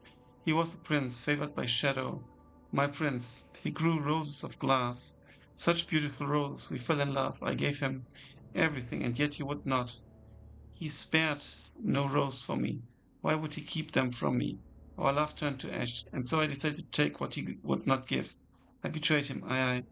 Those beautiful roses turned to blood glass.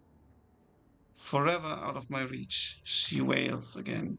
Lost in agony, why did she keep the roses away from me? Why? Why? Hands out. Reward item. And a mystery bonus. I will claim blood glass for you. Let's accept. And we actually do have blood glass.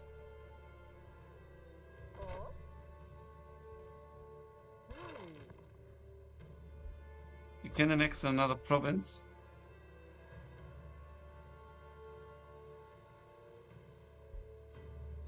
I'm inclined to build this special thing here with the farming bonuses and stuff, but here is the resource I want.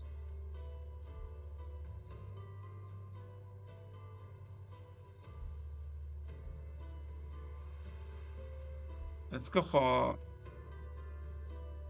the conduit, even though it's occupied. I will try to free it. So we can recruit a hero. But we don't have the coin. We can go for the level 1 dudes.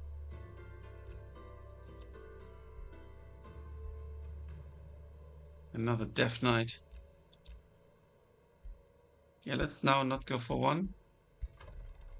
And here we can actually see she's our governor. Okay. Governor bonuses. Elder Vampire Governor. You've discovered Shattered Rosewood of the Indalian. Provinces adjacent to this landmark. That's not far. We just need to go here. Gain +5 food, +5 mana, a farm in this province grants +5 knowledge additional income. A city with 3 provinces adjacent to this landmark gains the city terraforms 1 province on the surface within a 5 province radius of its domain per turn. They gain Sunless Steel or lose Gloom. The city's empire gains the parasitic contamination combat enchantment when fighting in a province with Sunless. This is really cool.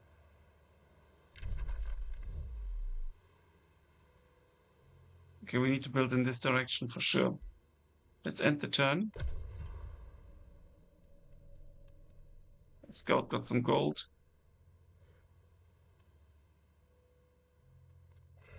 Look how massive this army already is.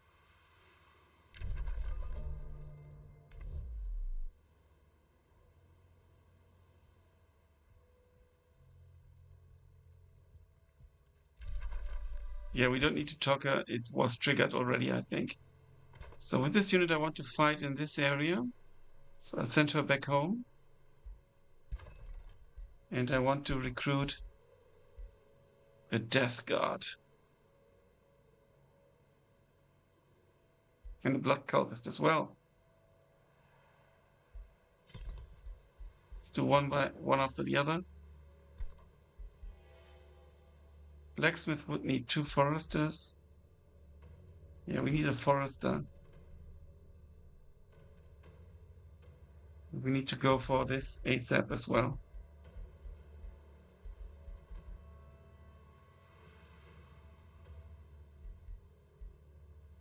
We could invest 75 Empire, let's do it. To get that forester already. Let's get it here in the swamp so we also get the increased food income. And then we can... Okay, what do we have here? That's... Oh, there's blood glass as well.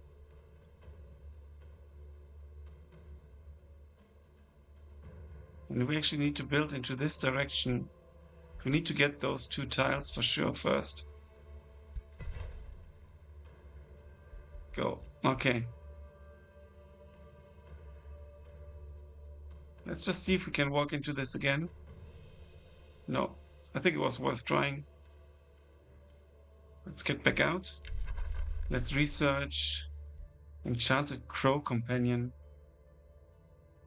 Okay. Tendril Labyrinth. A city structure.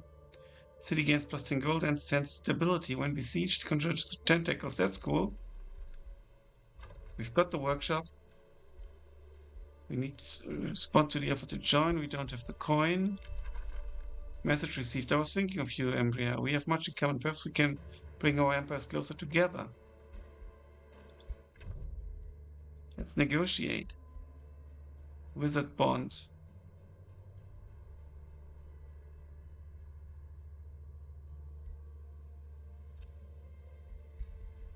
Yeah, let's do it.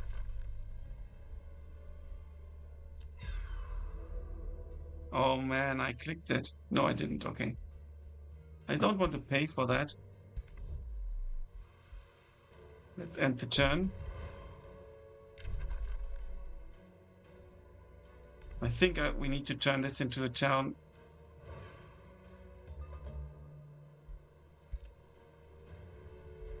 Found a city. We've got enough points. It needs to protect us.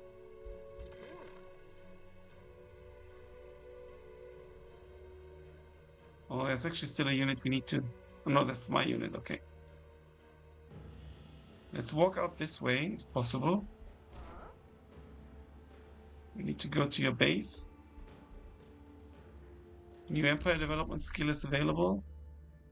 Shadow binding. Magic origin base unit upkeep is reduced. Also, increase the city cap by 1. Road building. Units can build roads on the world map.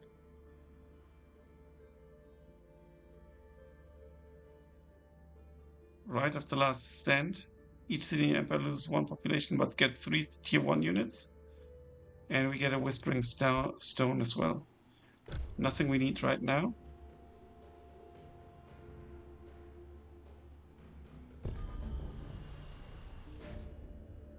Heart of Glass, Aftermath. You have claimed the Blood Glass. You hear a deep sigh as the ghost appears once more. He's not pretty with his face. Not... Well, no face, actually. Skeletor. I betrayed my pale prince, tried to take a rose before we fought, she continues. My chaos met his shadow. In our final moment, I cursed him and his roses. He consumed me in his rage. I did not know. He had been growing a rose for me all along. Now I can rest, and I give you my weapon, to grant him the same relief. The witch disappears, the scent of roses fading with her memory. We gain the hero item Memento Amori. Tier 4 weapon, melee strike. Bleeding. Undead Slayer. Base attack plus 40%. Okay, cool. Against dead units.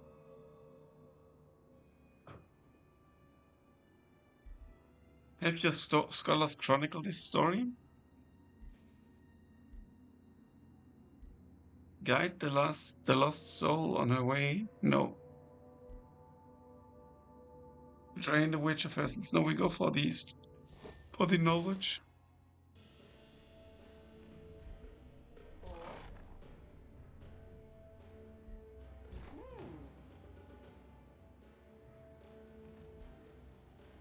Bloodhorn found it. Very good. We're going to start with the pasture income.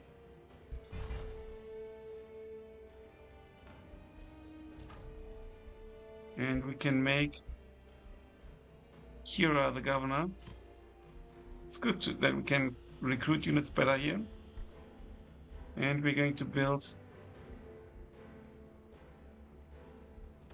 something that we get a bonus for, and that is the workshop.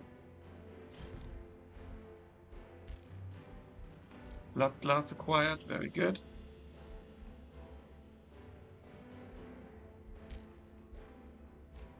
Yeah, we can't afford anyone right now. New skills available here. We can go farms grant plus 5 food. That's good. We need that. 125 Imperium. 2 more turns.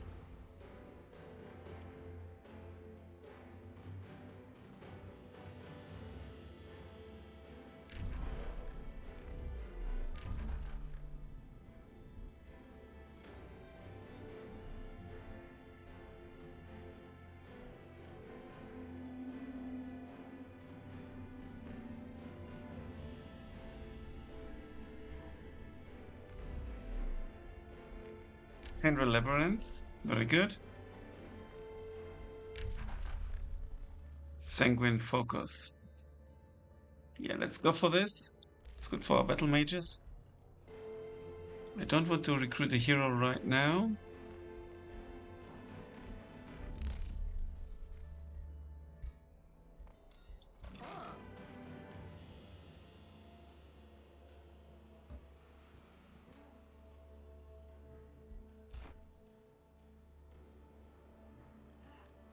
We also need to take them out here. It's quite a few units though. So this is the Death God, the Mortalist, and the Blood Cultist. I shall recruit them as well. Starting with the Blood Cultist.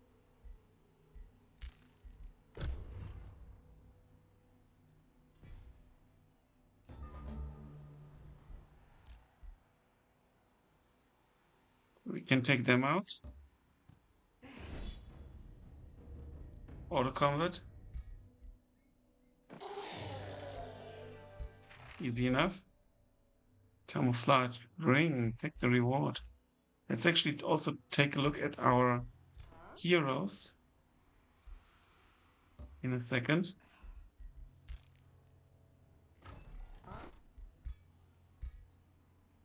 Because of the resources, the items we got, the camouflage ring, this unit cannot be seen on the world map. Ooh. This is cool. Our main unit gets that.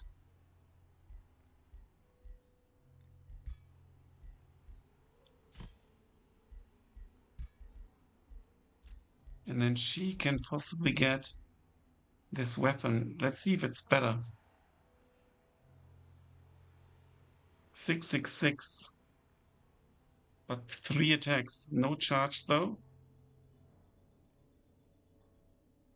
Leading Undead Slayer.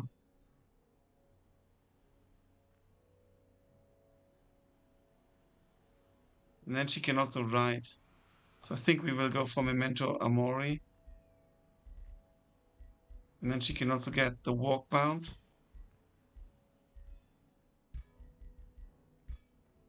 Good. What do we have here? I think it's iron. This may be also like an interesting spot.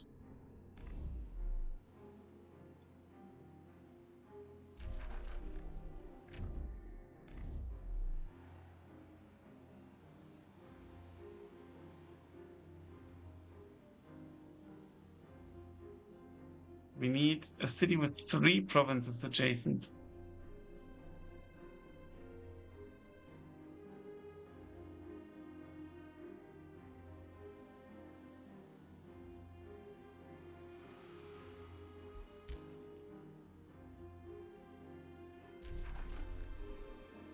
Here, here, and here. I'm inclined to build a city just for that, maybe.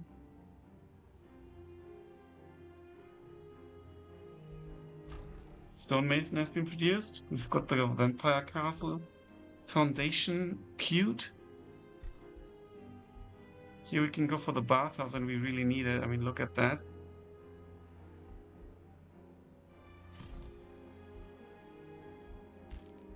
We can also now get the increased income. Latholm can annex another province. So I'm going to go for the conduit as well.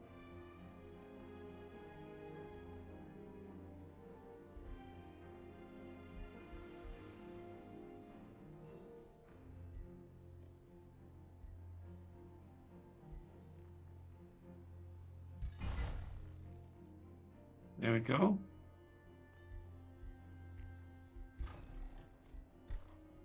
I can't do anything right now. Bounty has been posted on the brigand camp. We have 20 turns. Let's accept this. Because then we can use this army to destroy them.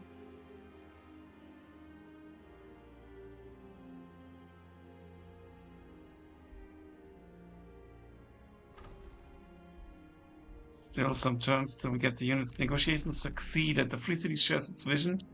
We allow building on claimed provinces. We get the rally of the lieges. Well reinforcing combat against marauders and rulers the Free City is at war with. Good news, proceed. And we're now trespassing. Yeah, they probably just built this outpost.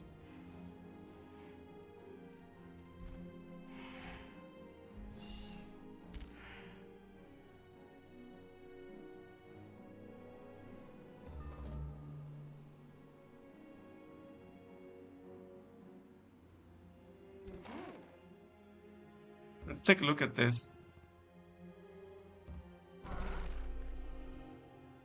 The sinister necropolis crafted by the ancient Shadrai. Its tunnels and burial chambers seem to expand, almost as if they are alive and seek to accommodate any new inhabitants throughout the ages. This tomb doesn't merely hunger for the bodies of the dead, it yearns feast upon their very souls. Let's explore. Let's just quickly check if we could fight. No, we could not. Let's leave.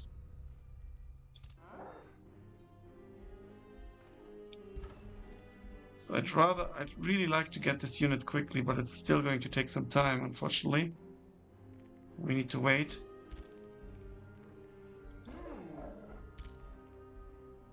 We've got the Death Guard meeting deluded Berkshire. A free city, how can you be so evil? How can you sleep whilst those before you cower in fear? I may not have a chance of defeating you, but I have a responsibility to all the people in this realm to stand up to you. May the combined forces of good bring your evil reign to an end. Inspect the self-righteous faction. Okay, we are at war. We can't make peace.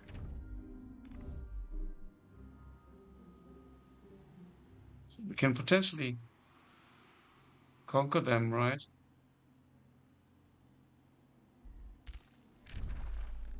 It's very much in the south here.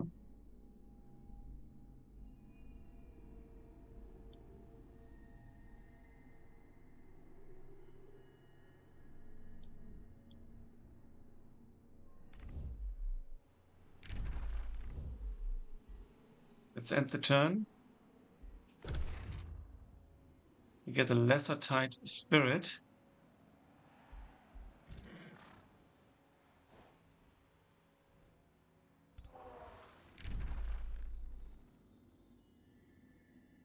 Let's send it to Bloodholm if possible. It's going to take ages, but I don't care.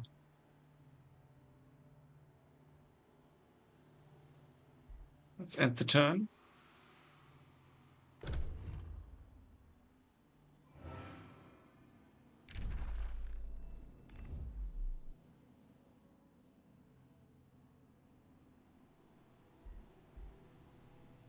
You have finished constructing the first Very good. floor of your vampire's castle. You can now build your first set of rooms and improvements. Your castle also allows you to start collecting thralls, whom you can sacrifice to cast powerful ritual spells.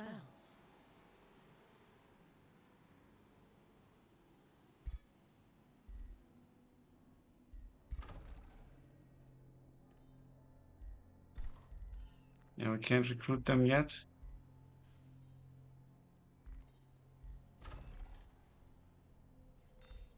Here we can queue something. The vendor, we need more gold. It's also boosted, so it's a good option.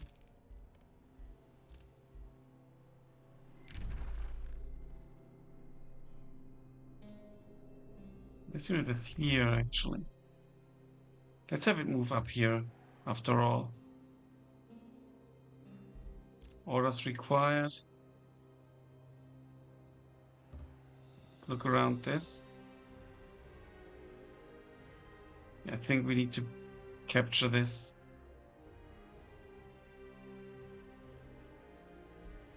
There's a city there.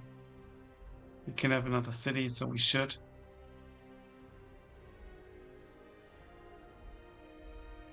Need to wait a bit. We produce the castle foundation here. Bloodholm can annex another province. Good.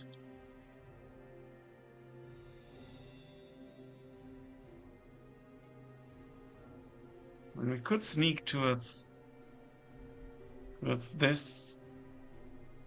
Let's go for another farm. It's got soil tenders here, whatever that means.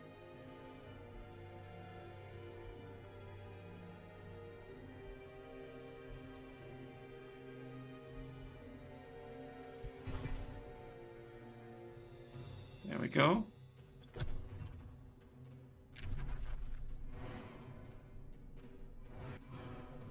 Maybe we can give this city the bonus after all with the 3 tiles.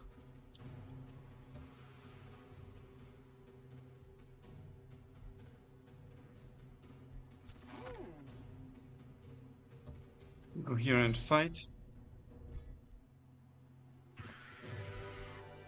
Okay, they have reached champion status. I think next comes legendary.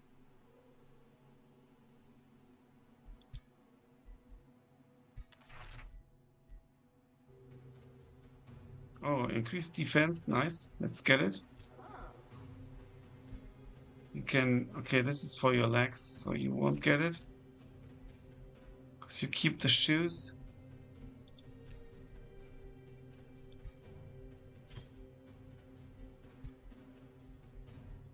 we go.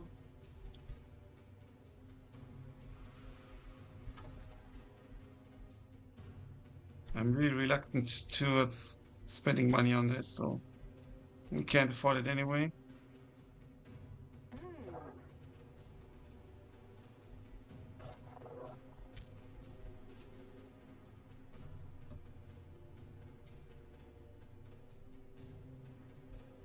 Sanguine focus. Select new research. Constrictor. Polearm units capable of pulling in and restraining opponents. Or Mark of the Death Cult. Grants non-dark units power from the dead. Got one blood cultist. And one lesser dead spirit. Let's go for it now. Bloodthorn produced the workshop. Good. They're now producing the vendor. And after that, we're going for the market. It requires one mine, which we do have. It is boosted. Or we go for the stonemason to produce faster. Let's do that. Sacrophilia can annex another province. Lots of interesting provinces around here. But we will go for this one, despite it being occupied, to get the blood glass.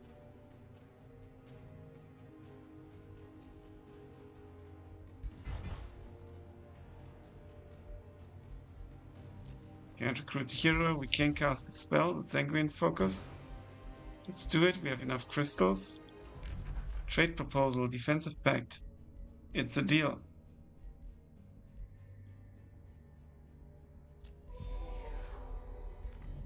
Let's see how long that lasts.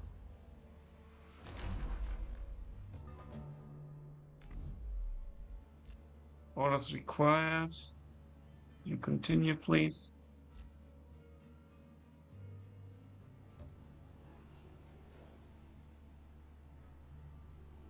We need to take them out.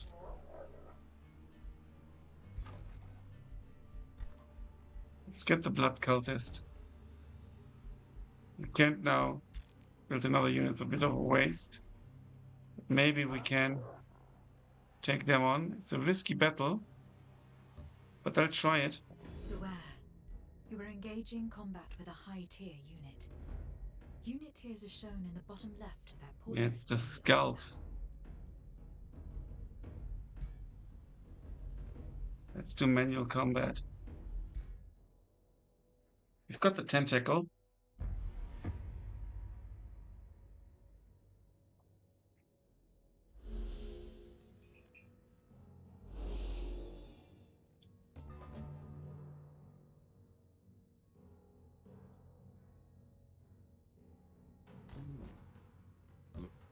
You go behind the units.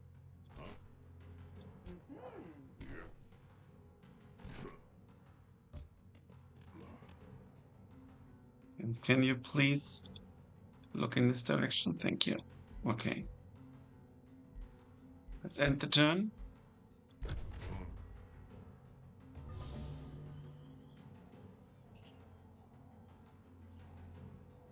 I'm sure those bats came from a spell or something like an ability.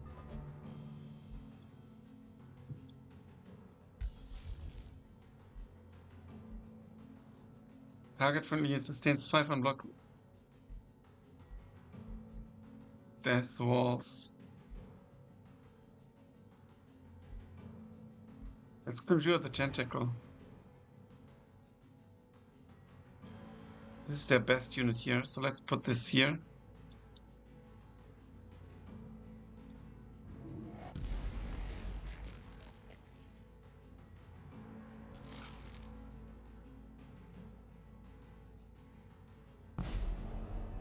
This is a really, really good spell in my opinion.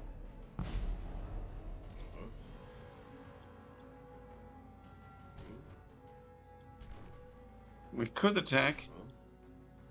Only a little bit. This unit could attack as well. Let's do it. They have lots of range, so maybe let's not do it actually. Let's sit it out.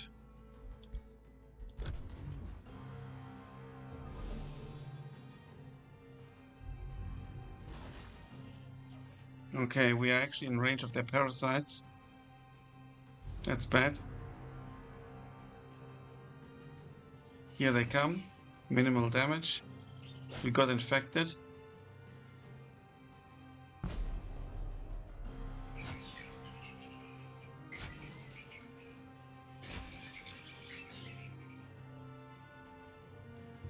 Now this will be dangerous.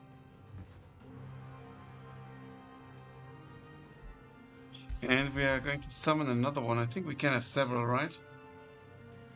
Yeah, lasts for 3 turns. We should have be able to have several unless it's been changed. There we go. Maybe I should have attacked with this one first because of the counter attack. Okay, but there's none. So now we can attack here. Actually, this will be able to take this out. And he will also not be able to attack us. He will have to move back.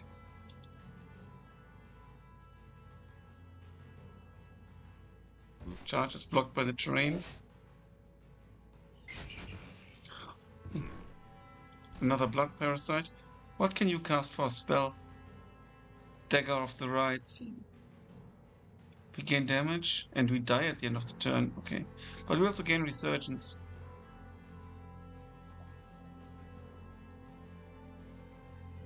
Scarlet Plague gains 2 blood parasite for 3 turns. This one is just the attack. I think we just need the normal attack here.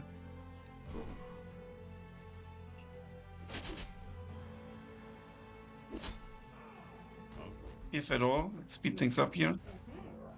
Apparently this is based on the army you are playing with. Kira can now attack them. She should be able to kill them. Nice. So we get the blessing. We're going to move this unit up. We need to go all the way.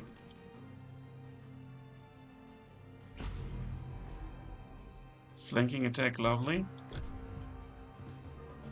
I think we might be able to win next turn. Not the upcoming turn, but the one after that. Just with those 2 guys. We have a good chance. Now you can kill that.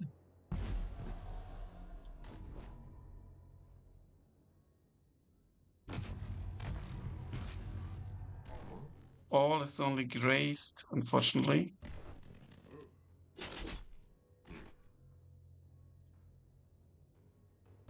We need to dash up here.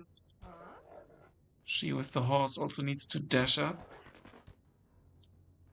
And I think we are out of combat spell points. Yeah, 0 combat spell points. That's a bit unfortunate.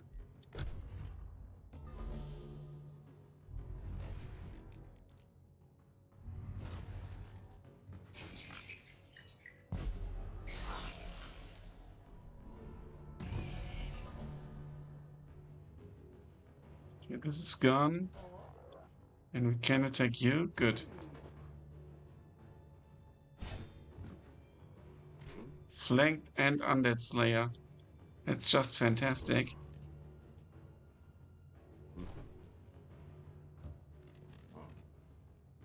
Let's storm this.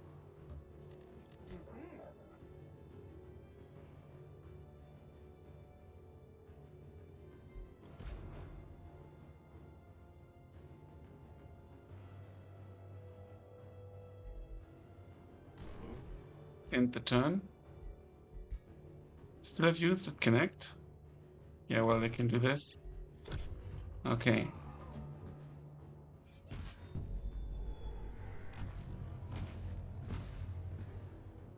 Ooh, my units are suffering here.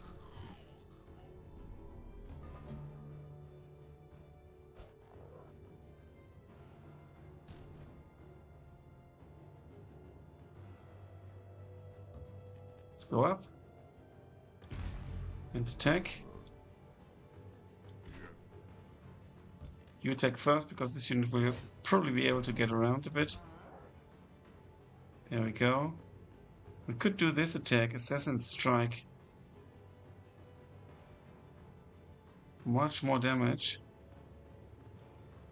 Let's just go here and use it. cooldown too. Massive strike, fantastic. Lots of damage. Nicely done. We got some level ups here. They are now proper soldiers. And she also got a level up. Hearty Cloak. Plus 10 hit points. Whenever a friendly spell is cast, units gain fortune. Cool. Let's take the reward. Let's see if we can put that on. We can. And next we will move into... Go down here and then we will move towards the bandit camp. Bloodhorn builds this. We still have enough cute. Okay. We produced a blood cultist. Okay, we know that. We acquired this and the hero leveled up. Warrior. Melee attacks gain plus 10% damage and we also get maximum hit points increased. This is more defensive. I think I go for the aggressive stuff, which also gives us frenzy. When the unit lands an attack, it gains a stack of strengthened. I like that. Yeah, let's go aggressive. What will that be? Second wind. Okay, cool. I really like this new... I don't know if it's from this patch or probably the last one. You know how the things are shown. Sanguine Focus. Let's enchant. Why are they on elephants? I do not know. This is like the longest Let's Try video ever because I just can't stop.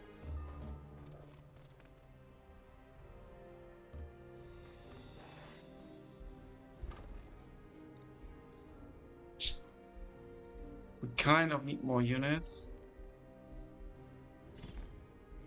Let's just get a pursuer. They have one sheep unit as well.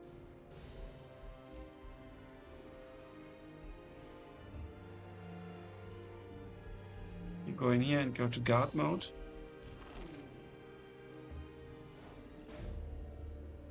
Exotic animals. Your troops engaged a plague serpent and its minions. Invoke your Night Zone powers to dominate their simple minds. Unfortunately, we don't have thralls, which means we need to allow your scholars to document them. We lose knowledge but gain Imperium. I think I'd rather get the experience points now.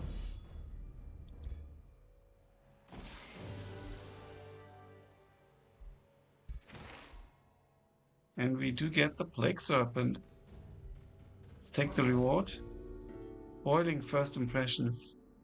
An odd bubbling and boiling occurrence enters your awareness, followed by a low hiss. My oh my, what a quaint, anomalous toy do I here spy.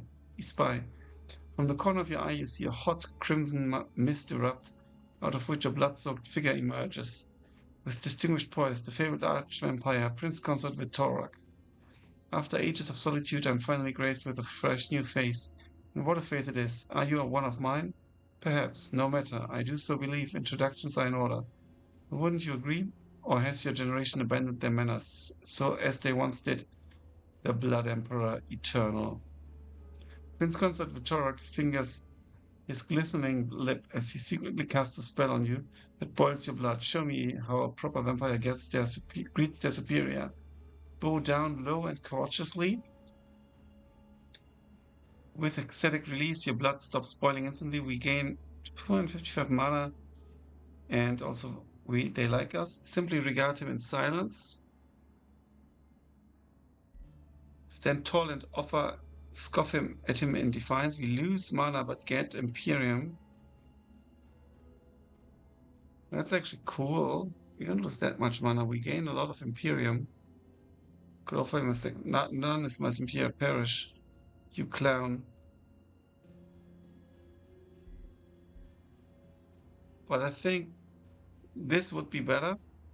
It's more beneficial for us statistically, and we won't be able to fight with we won't fight with them anytime soon anyway.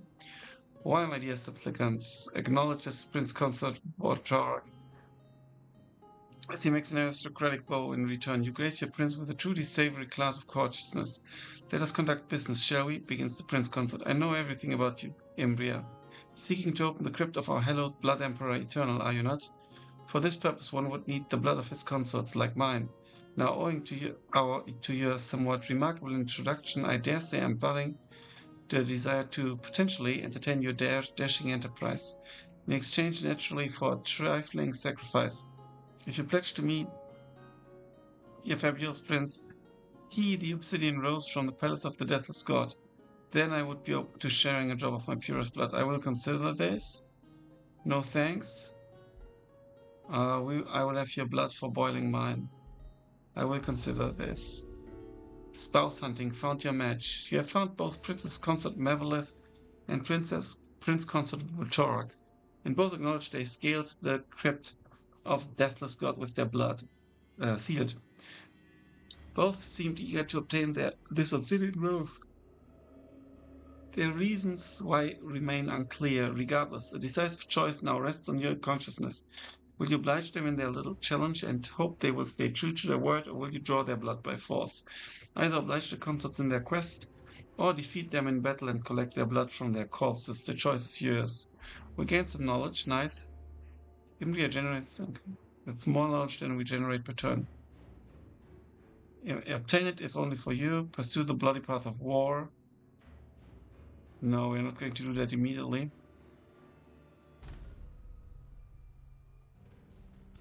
So you can join this army. Now this is a full army. This is very good. Mark of the Death Cult. Select new research. We can select a new tome.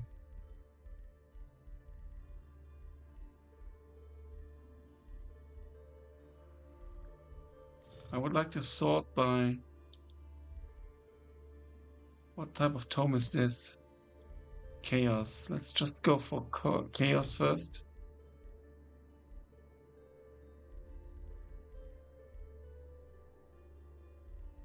Let's go for all tomes. Let's see if... I need to check quickly what the other tomes were. Just 1 second. Torment and Crimson Rain. In the wiki it actually doesn't say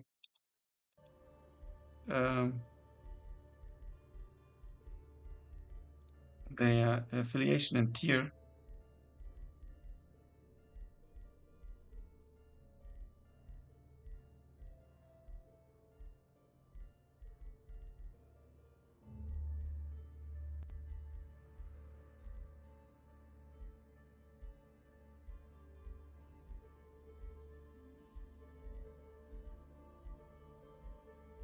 Huh.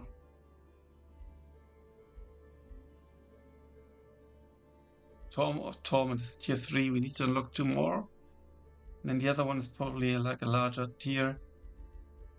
Let's sort by tier.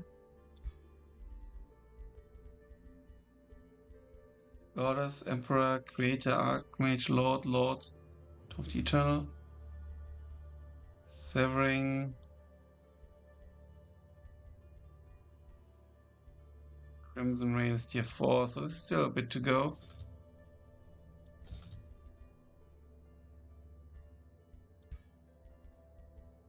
Let's see, what should we go for? Home of Mayhem, maybe? Gremlin, Mark of Misfortune. Something with blood would be good. Fury, no. Pyromancy, no. Revelry?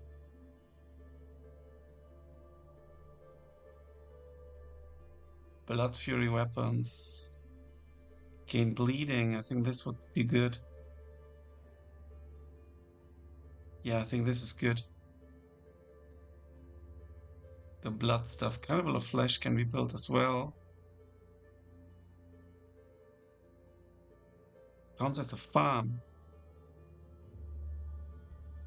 Let's select this. Nothing instills more doubt in an enemy than a foe who revels Skill level in battle. 4. The warriors Overwhelms the who target face with an the intensive carnage fervor. are the 50% ultimate morale. no matter Blood Fury the outcome. weapon. Take glory in the fray, and care not who wins. Yeah, let's go for Blood Fury weapons. Bloodhorn can annex another province.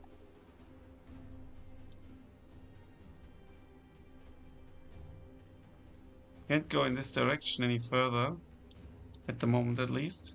The distances has been reached. So I will go for this, so we can have farms here, maybe a farm build, like the special farm building here. Have farms here. It's also soil tenders here as well, so there we go.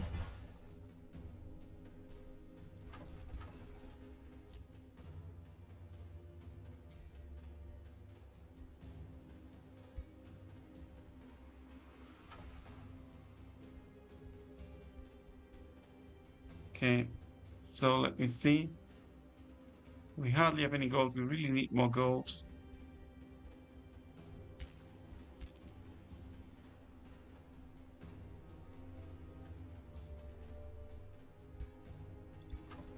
This is ready in 2. So I might buy this actually.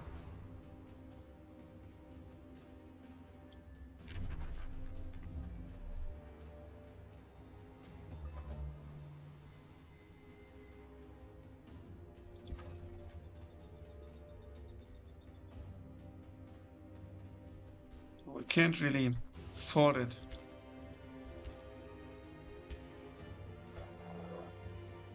Let's see if we could. It's only bronze. So let's go. Orders required.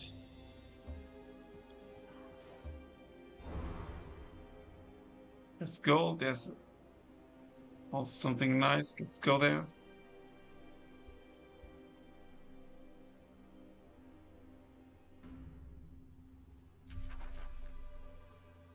One, 2. And we have a chance of getting there, right?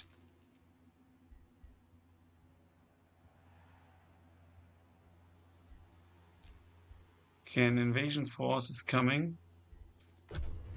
But our allies are in the way. It's not too bad, I think.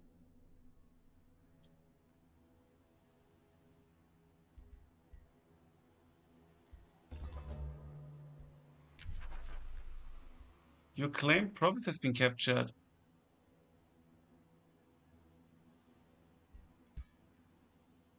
That's appalling.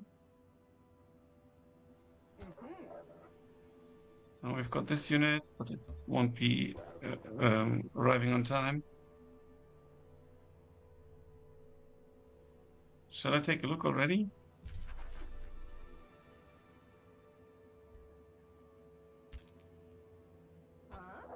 I think we'll wait.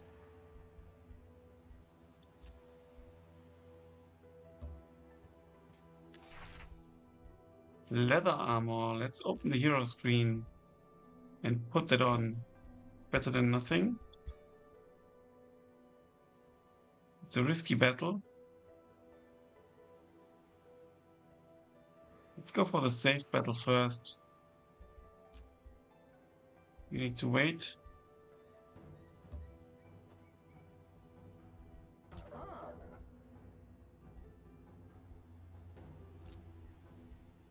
New Empire developing skill. Use the cities gain vision range and sensing range. Forced March. Whispering Stone. Gain the Crypto Blade hero item. No, let's go for the Whispering Stone here. This one is cheaper. And let's use it.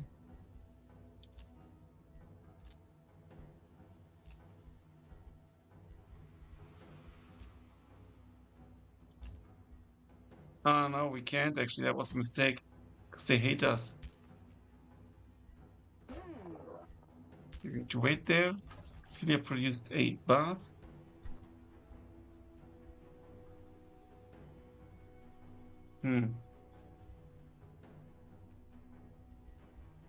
Library. This also gives us stability and gold income. So let's go for the Tendril Labyrinth actually.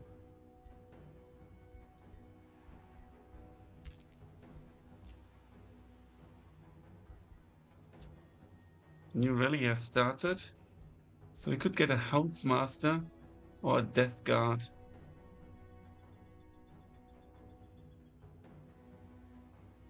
We don't have the coin. Let's end the turn. It's a safe battle. Because they actually spawned and are attacking us.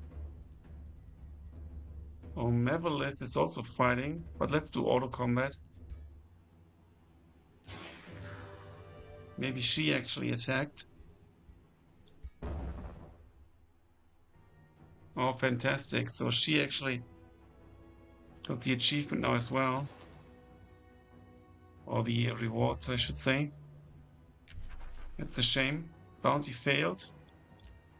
It really sucks. I should have attacked. Didn't know.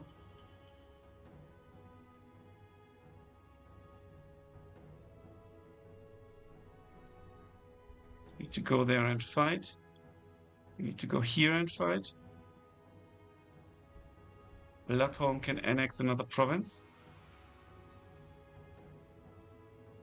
Can't go in this direction, unfortunately.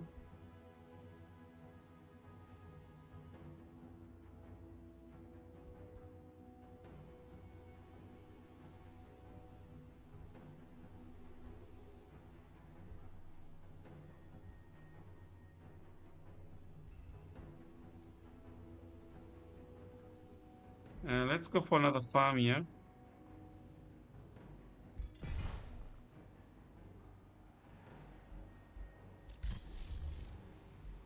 Mark of the Death Cult. Base upkeep per unit is 2. So the upkeep would now actually be 8. Which is starting to be significant. They gain also the Mortal Blessing stuff. So let's do it.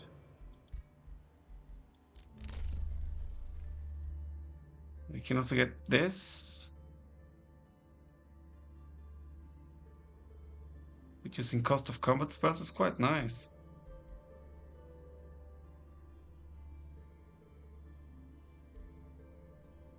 Let's do it. The bounty was cancelled. Yeah, that's a shame.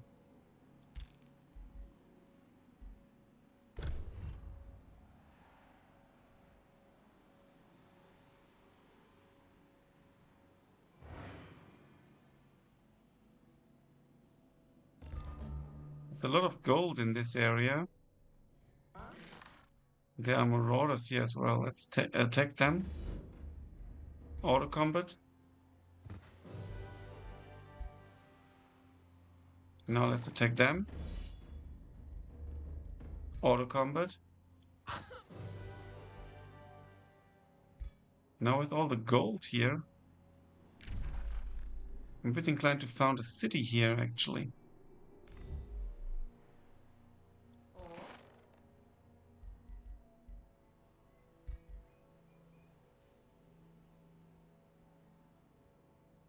Be kind of so this could become the adjacent place. So we would have to go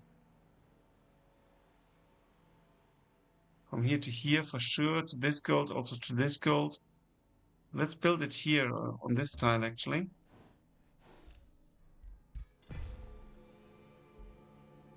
Our ruler leveled up.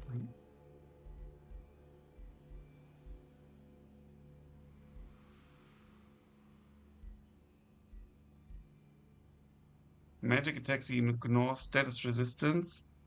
Magic attacks inflict guaranteed weakened standard defense or standard resistance. If they already have that effect. Can also go on strike, heal a random friendly unit adjacent to the target. Let's go for this. Orders required. Go.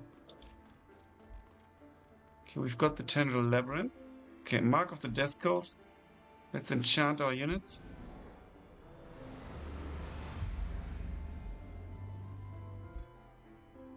And we've got the Labyrinth here. So, oh, we can actually get a building. Vampire Castle. This is actually quite cheap. We don't really need it though. This one gives us income, vision range, starting units are better, unlock summoning tier 2 units, blood transfer ritual spell, +2 mana.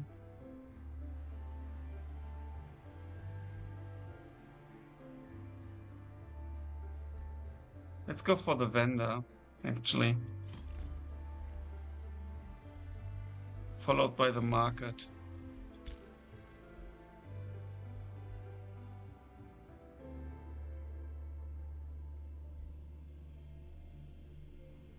Yeah, soil tenders here.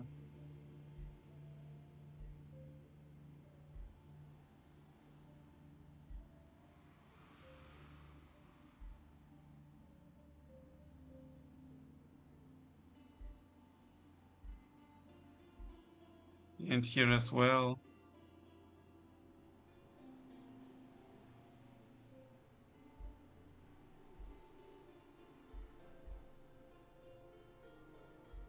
Let's put one forester here.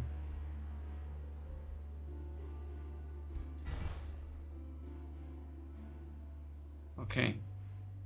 End the turn.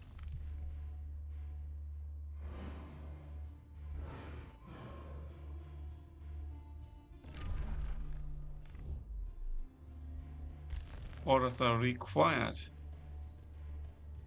Let's go and take them out.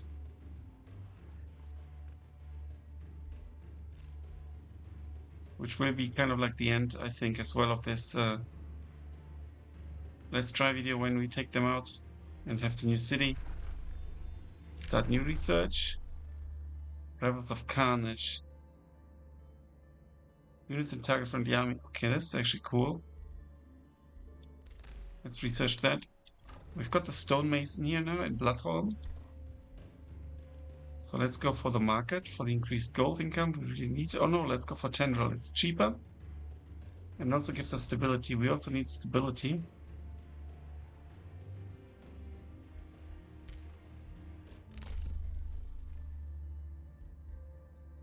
Tier 1 units gain experience faster. This is actually quite nice. We can create a new bounty. No, I don't want to do that. Select the bounty. This is too far away.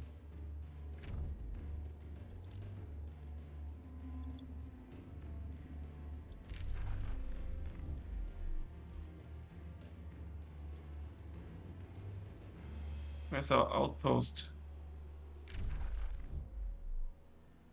It's not yet ready. It will be ready soon. And then we don't have enough empire to upgrade it immediately, unfortunately.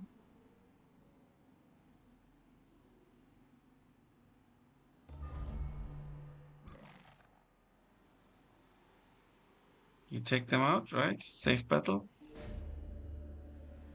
Using magic, release their spirits and let them rest. Leave them dead.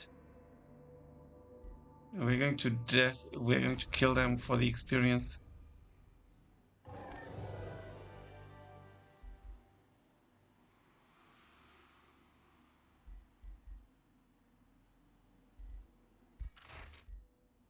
And the reward, Ring of Resistance.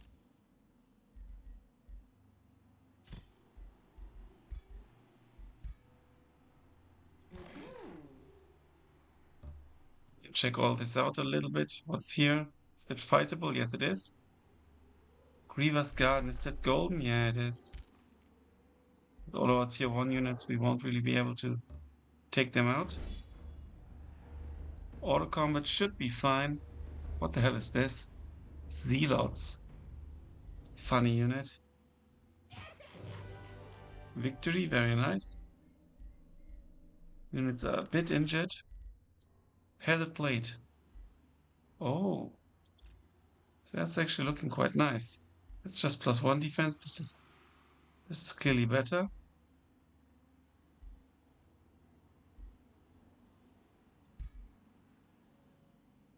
Close. Next we're going to kill them, but we're going to regenerate first. Outpost founded.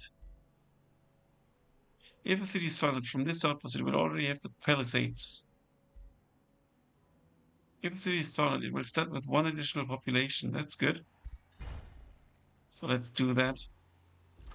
You've got the vendor and building this, and Bloodhorn can annex another province as well. So here, and then we would have already a lot of adjacent farm provinces, actually.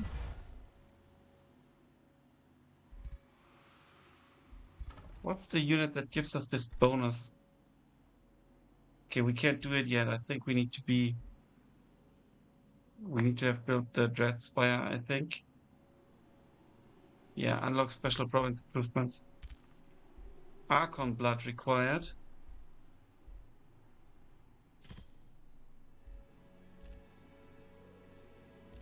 No heroes, please. Negotiations succeed. Good news. Message received. I've been pondering the many allies and enemies I have in this realm, and I'm glad you seem to be one of the former. Okay. Message received. Some would consider your course of action deeply unwise, Embria. Oh, personal dislike. So let's check him out. Negotiate the wizard's bond.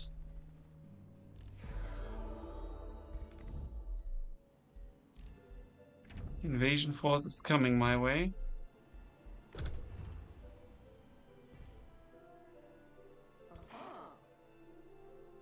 It's kind of a spell or something. Okay, you take them out. Should be easy enough. Auto combat.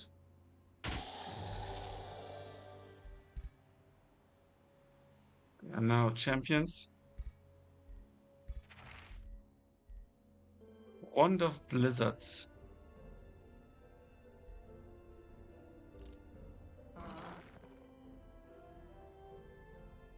You can scout a little bit.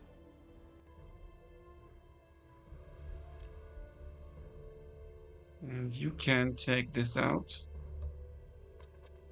No problem. This will also level up my units quite nicely. Okay, that might have been a mistake. Yeah, let's retry. Should have waited one turn.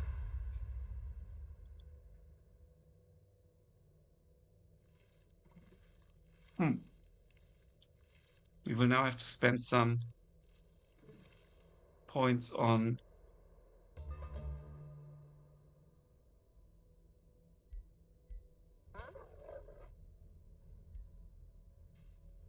well, we could attack with her already.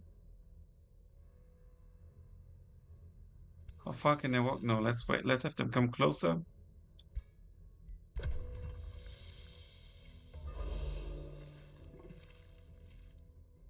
Disgusting.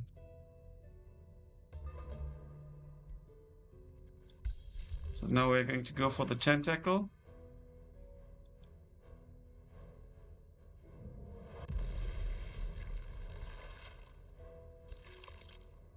Check them.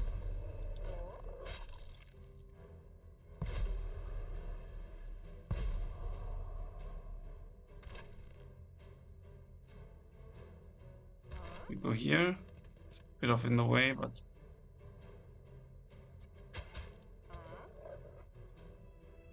she can still get there. You won't fight, but you will.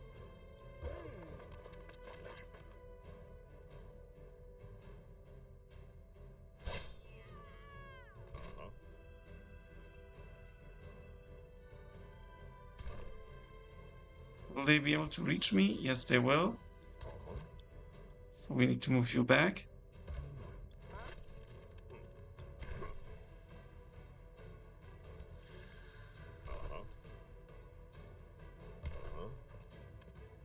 And what can you do? This unit temporarily gains hit points.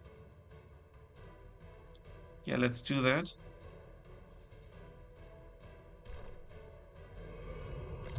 That's pretty cool.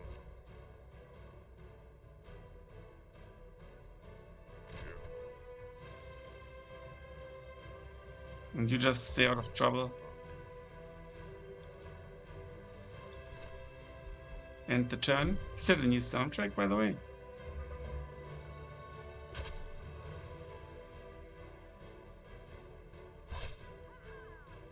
Nice hit.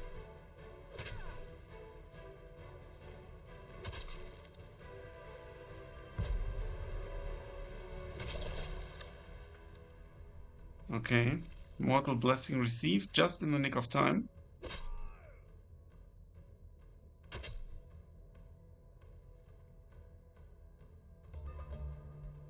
Obviously, we're going to go for another tentacle.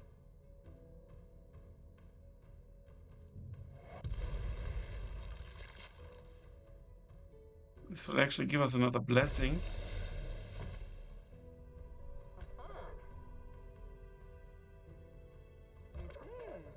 Am I going to bite? Yes, I am.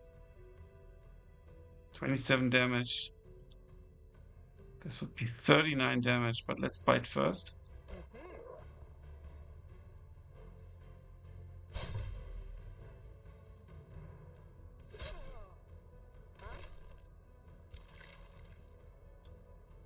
They all need to shoot.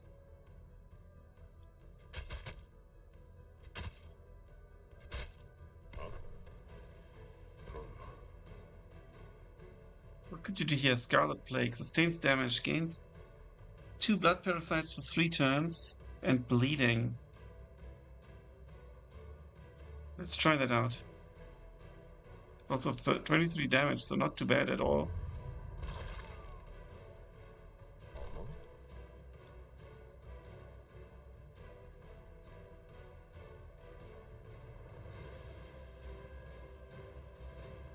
What's the cooldown? 2 turns, okay. Now let's attack.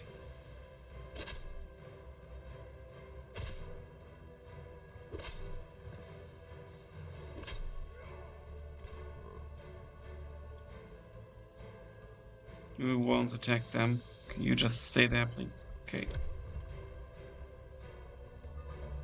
This unit should survive one attack for sure. Attack of opportunity. He's going for this, but by doing so, he also got to attack my other units.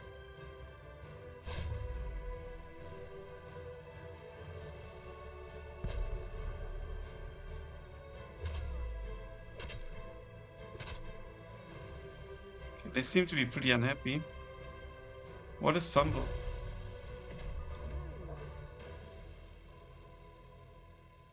Okay, this unit is dead. So you go and kill.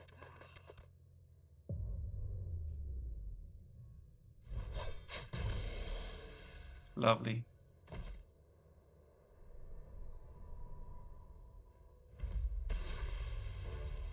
Yeah, that worked out better than with the AI. Shielding lags. +1 status resistance. Open hero screen.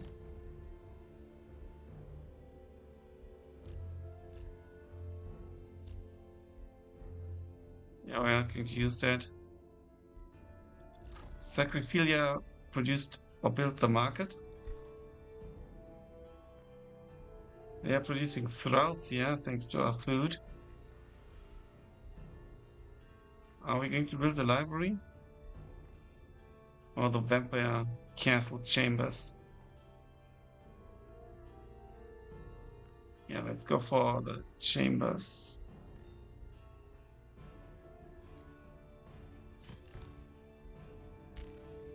And we can annex another province.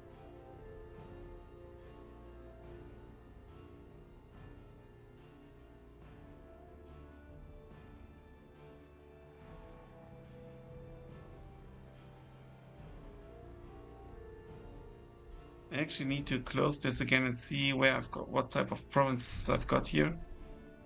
Where can I do the farm stuff? Presumably here.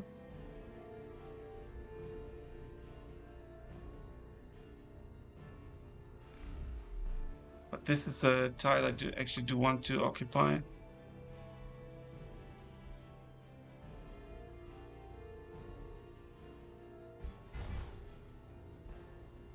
hero leveled up.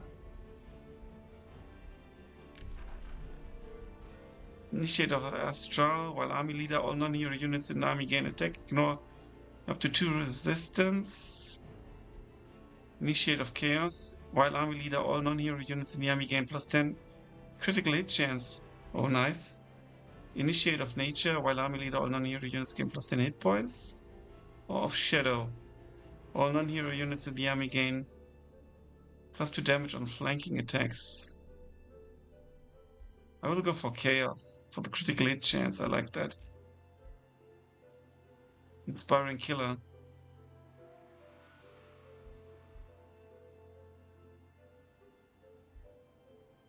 Searing Strike. Base attacks gain +2 fire and +10% damage against targets that are burning. We don't have that, so let's go for this one. First, at least. Frenzy would be good.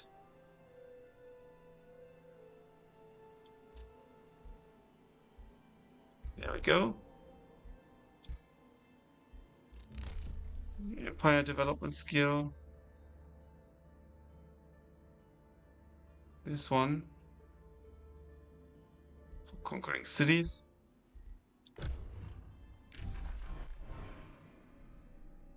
Archdame is moving over there.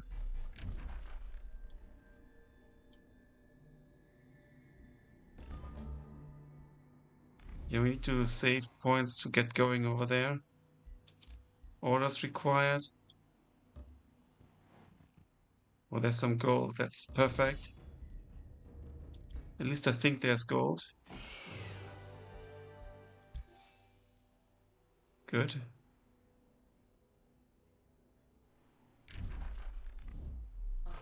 There's already an enemy outpost.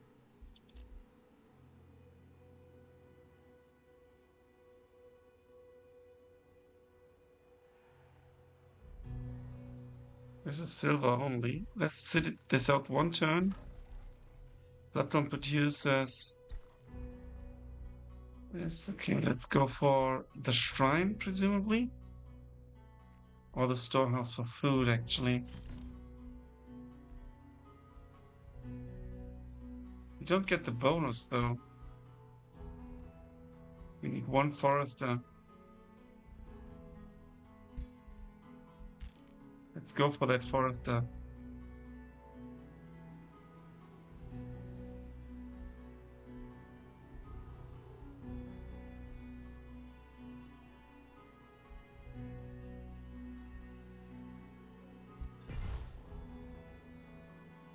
There we go. No heroes, please. Spells ready to cast. Base upkeep is quite high. 5 units of 15. This is really good with the bleeding, so let's go for it.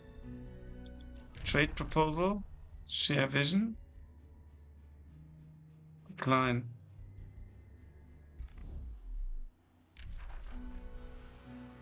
Okay, they are now declared as rival.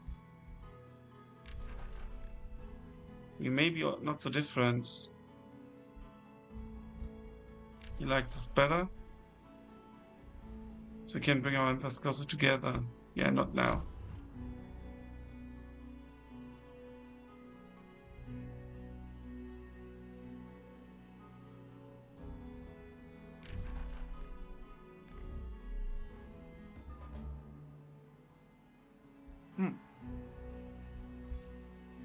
So the outpost can go for an extra tile. And we're going to start with the mine and get more gold.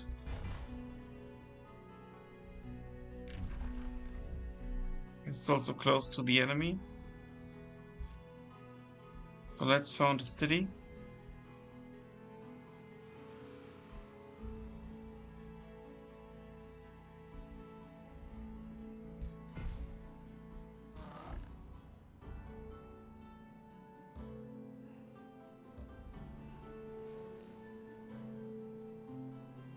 It's massive here already.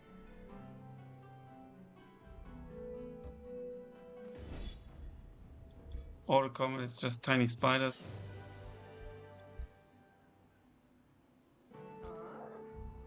Now I need to go back to regenerate. Then we can check out this Pantheon maybe. Okay, we did that. Spell ready. Blood Fury weapons. Let's enchant. There we go.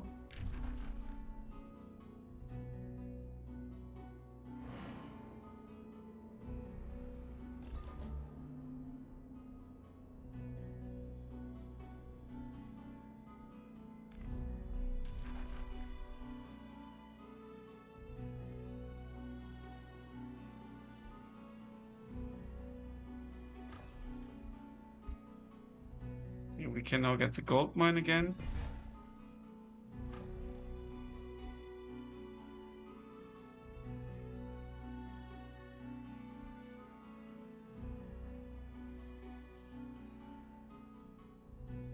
Need to get rid of these guys. Get the conduit.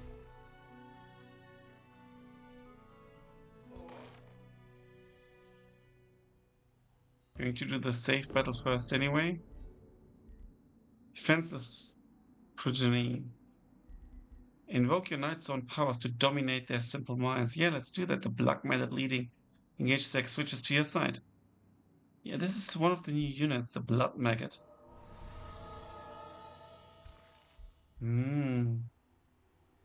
Corpse Gorge. Gain a stack of strength and for 3 turns. You go to your town. It's kind of like a defender.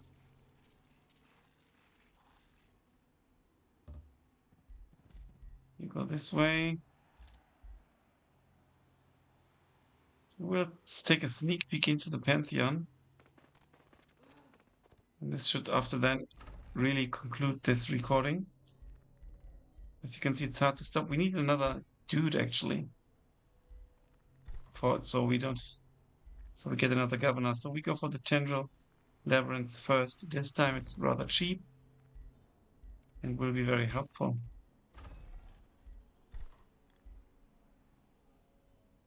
For that we need 3 foresters. We are missing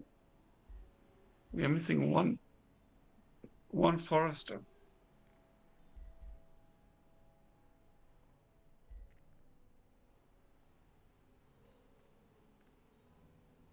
But this is a guild. I'm not sure I want this guild. Mint is actually interesting. Requires 2 mines. We also have the 3 farms. Let's go for gold income.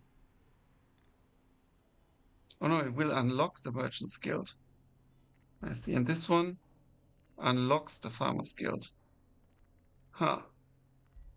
Food or gold? I think we will go for gold first. So that we can constantly build stuff. Vampire Laboratory, nice. Okay.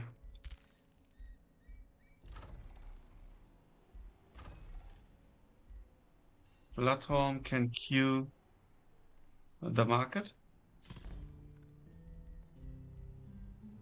And the shrine.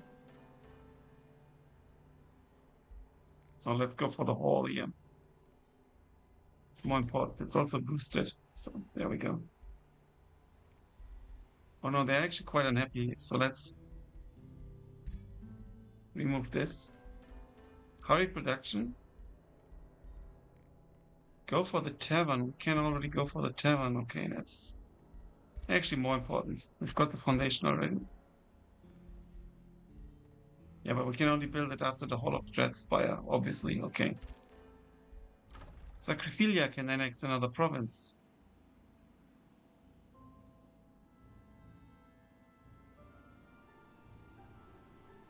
Yeah, I will go for more farms here.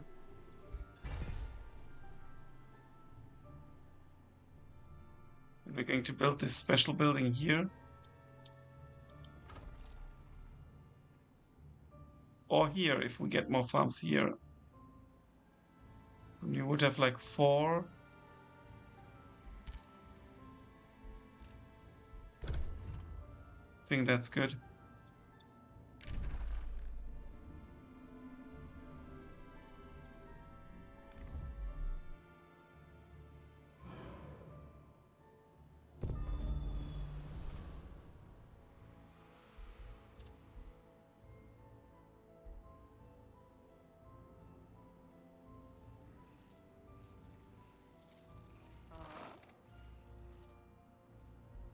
Go here. The Empire development skill available is this one. Per unity of the units killed in combat. That's good. More gold. I'm going to take a sneak peek.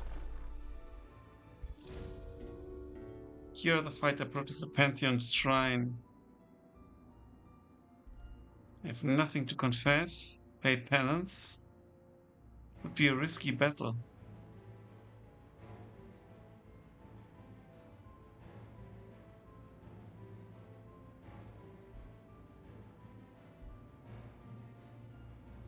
You're not condemned for now. Status resistance. I will save because I think it would be a good end for this.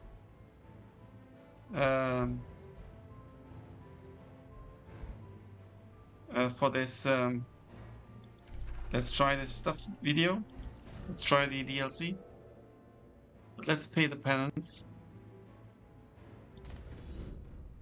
And then we're going to fight them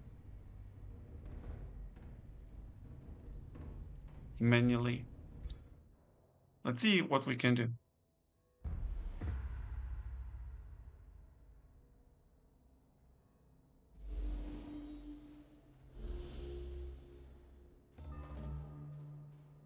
We're going to stay up here.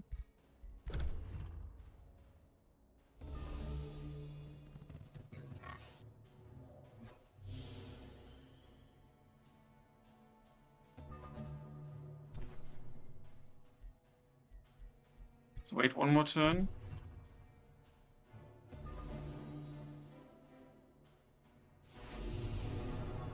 Oh no, we are dominated. I recall those fish are super annoying.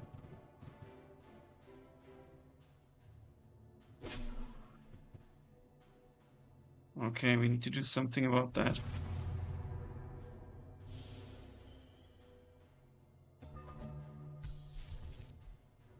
We need to get the tentacle.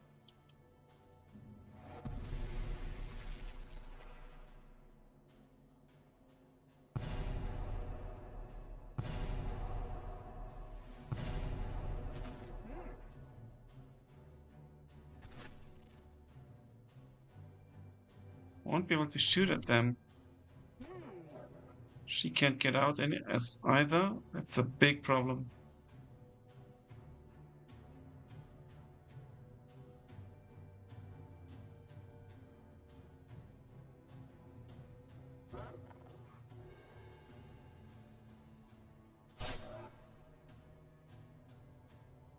Let's bite.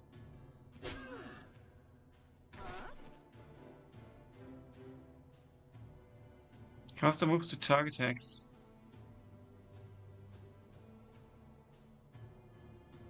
We can't move to a hex that allows us to shoot at that. That's the problem. Well, you need to shoot. Well, you are melee, so you need to attack here.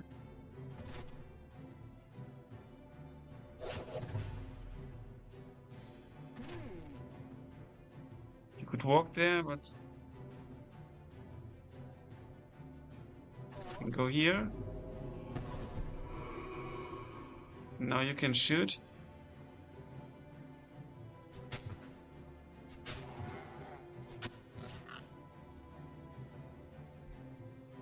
Let's end the turn. We need to get rid of these fish.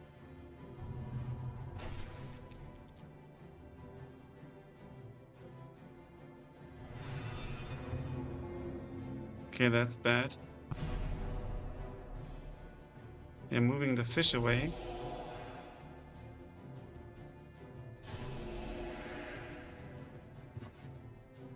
Not good.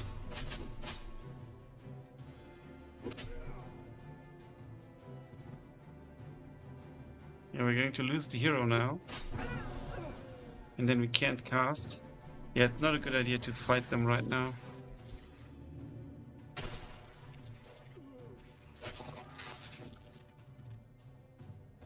Yeah, I forgot about the fish. Let's actually load and see what we can do.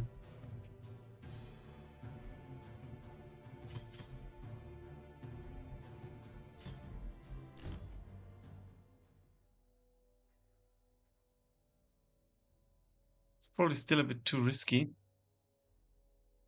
We're lacking 1 unit. An army can contain up to...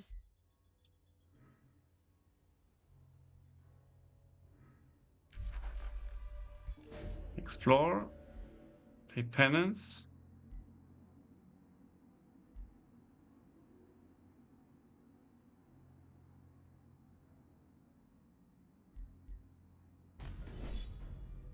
Let's do the manual combat.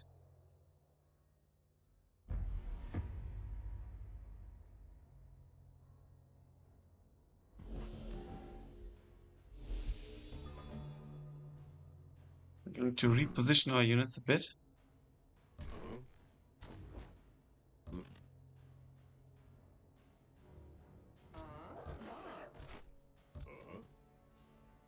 Look here.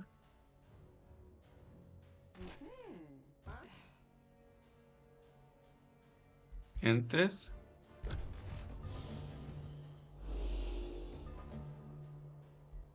I'm going to start with the fish already.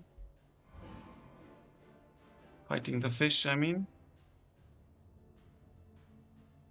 Oh, there's this thing. Let's just go for this. For this one fish.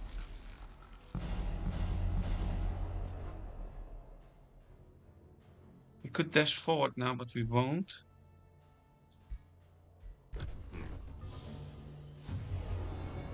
No, we got dominated, unfortunately, but this other fish... Okay, all our units got dominated now. You can at least fight this still.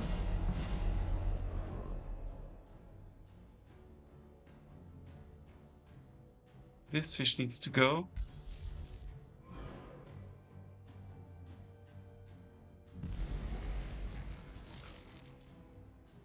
Is that going to be a flanking attack? No, I should have attacked first, I think. But we can kill it. We got strengthened as well, so that's fantastic. This unit is free now. Even though we can't use it, unfortunately.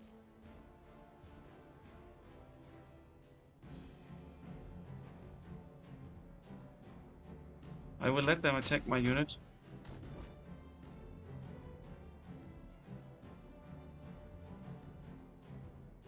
%65%.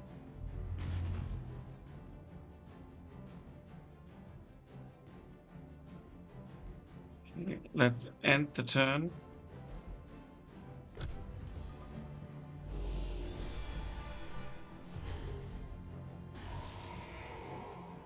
Okay, the fish is trying to escape. While actually attacking this unit here. Is he dominating 2 of my units now?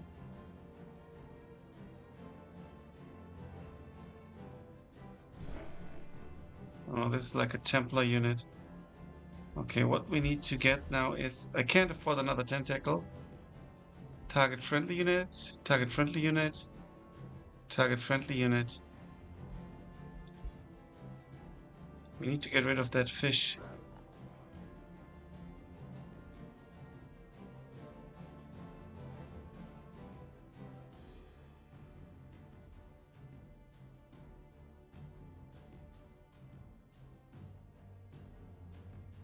Okay, what we can do...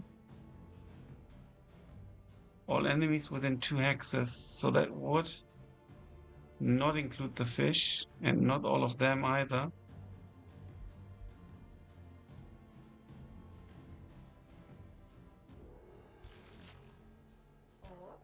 But you need to attack here for sure. You need to go here.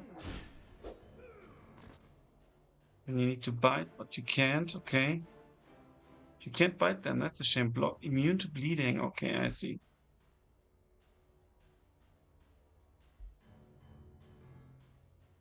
Regain action points and help.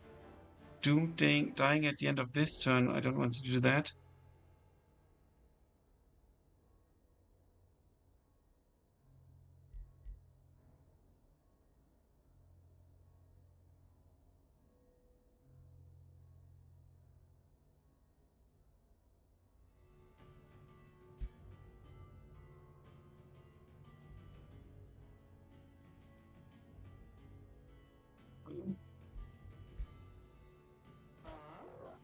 You need to attack normally then.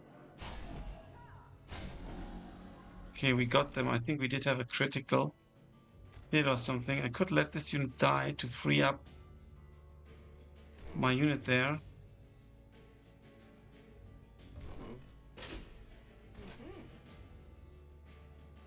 You go in the direction of the fish. Yes, you can. Only one shot left. I should have teleported. Unfortunately, there's no undo.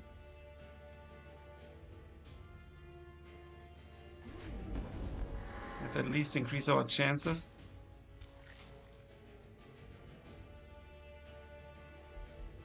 She maybe death walls it.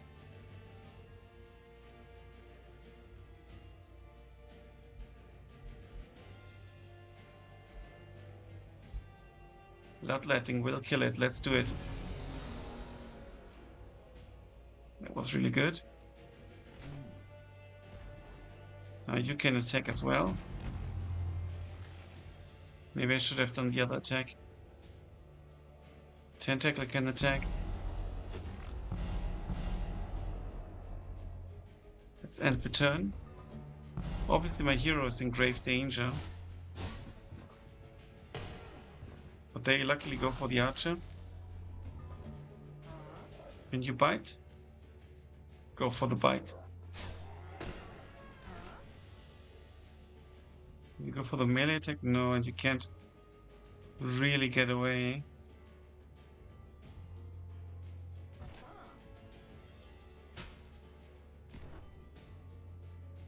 It's a shame. You need to attack. Crit chance is 20%.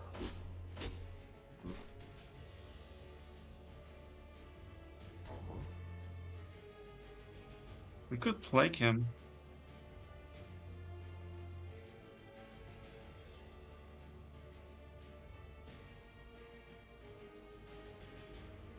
$27, $15. No, it's not worth it. They're almost dead.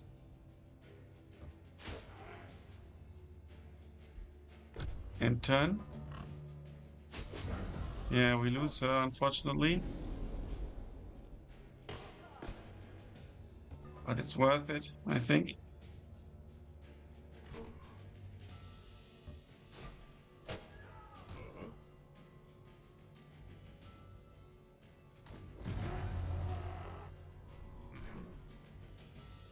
Can't get there, you need to attack here. We are burning, unfortunately.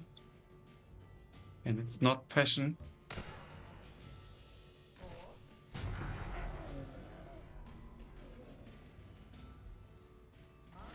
Mortal Blessing is 9. Gives us a lot of hit points and crit chance. This is actually quite incredible.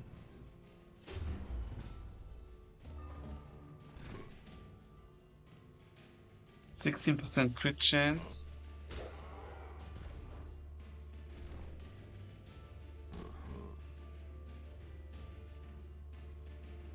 You need to walk away.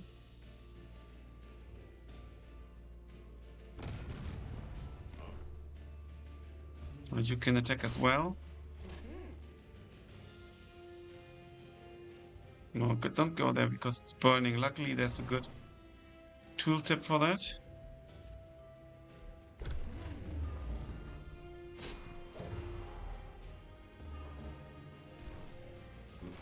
You get the kill.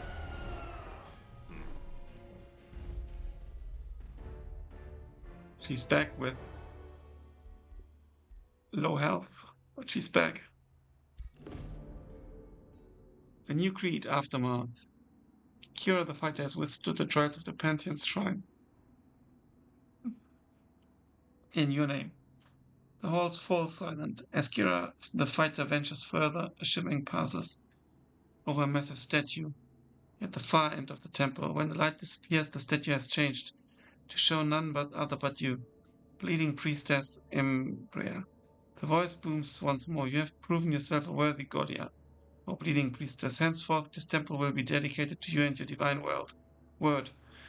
The voice fades, and with it, the original words of the temple. A silence falls, as if the temple waits for a new creed. Life through death. Gives us a shadow boon. All cities of the Empire gain 13 city stability, but only for 6 turns. We could get more Imperium, or we could get Power Through Greed, which would give us gold. I will go for Imperium. What happens if we own this tile? Will give us Imperium, counters Conduit, +2 knowledge per research post in city domain. It's the Blessed Soul. A shield unit.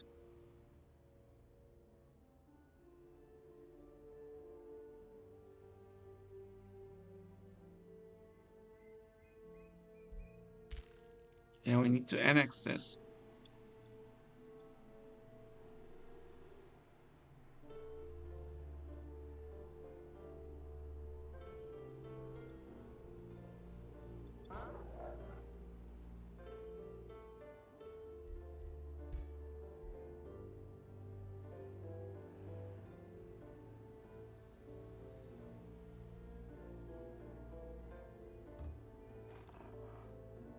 We don't have the gold now.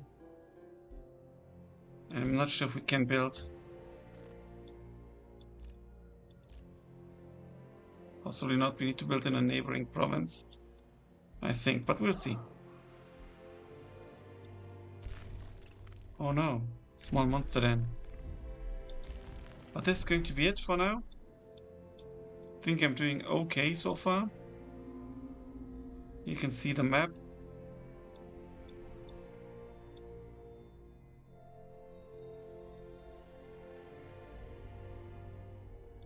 It's the other vampire. I'm not sure what's there actually. Infestation, presumably.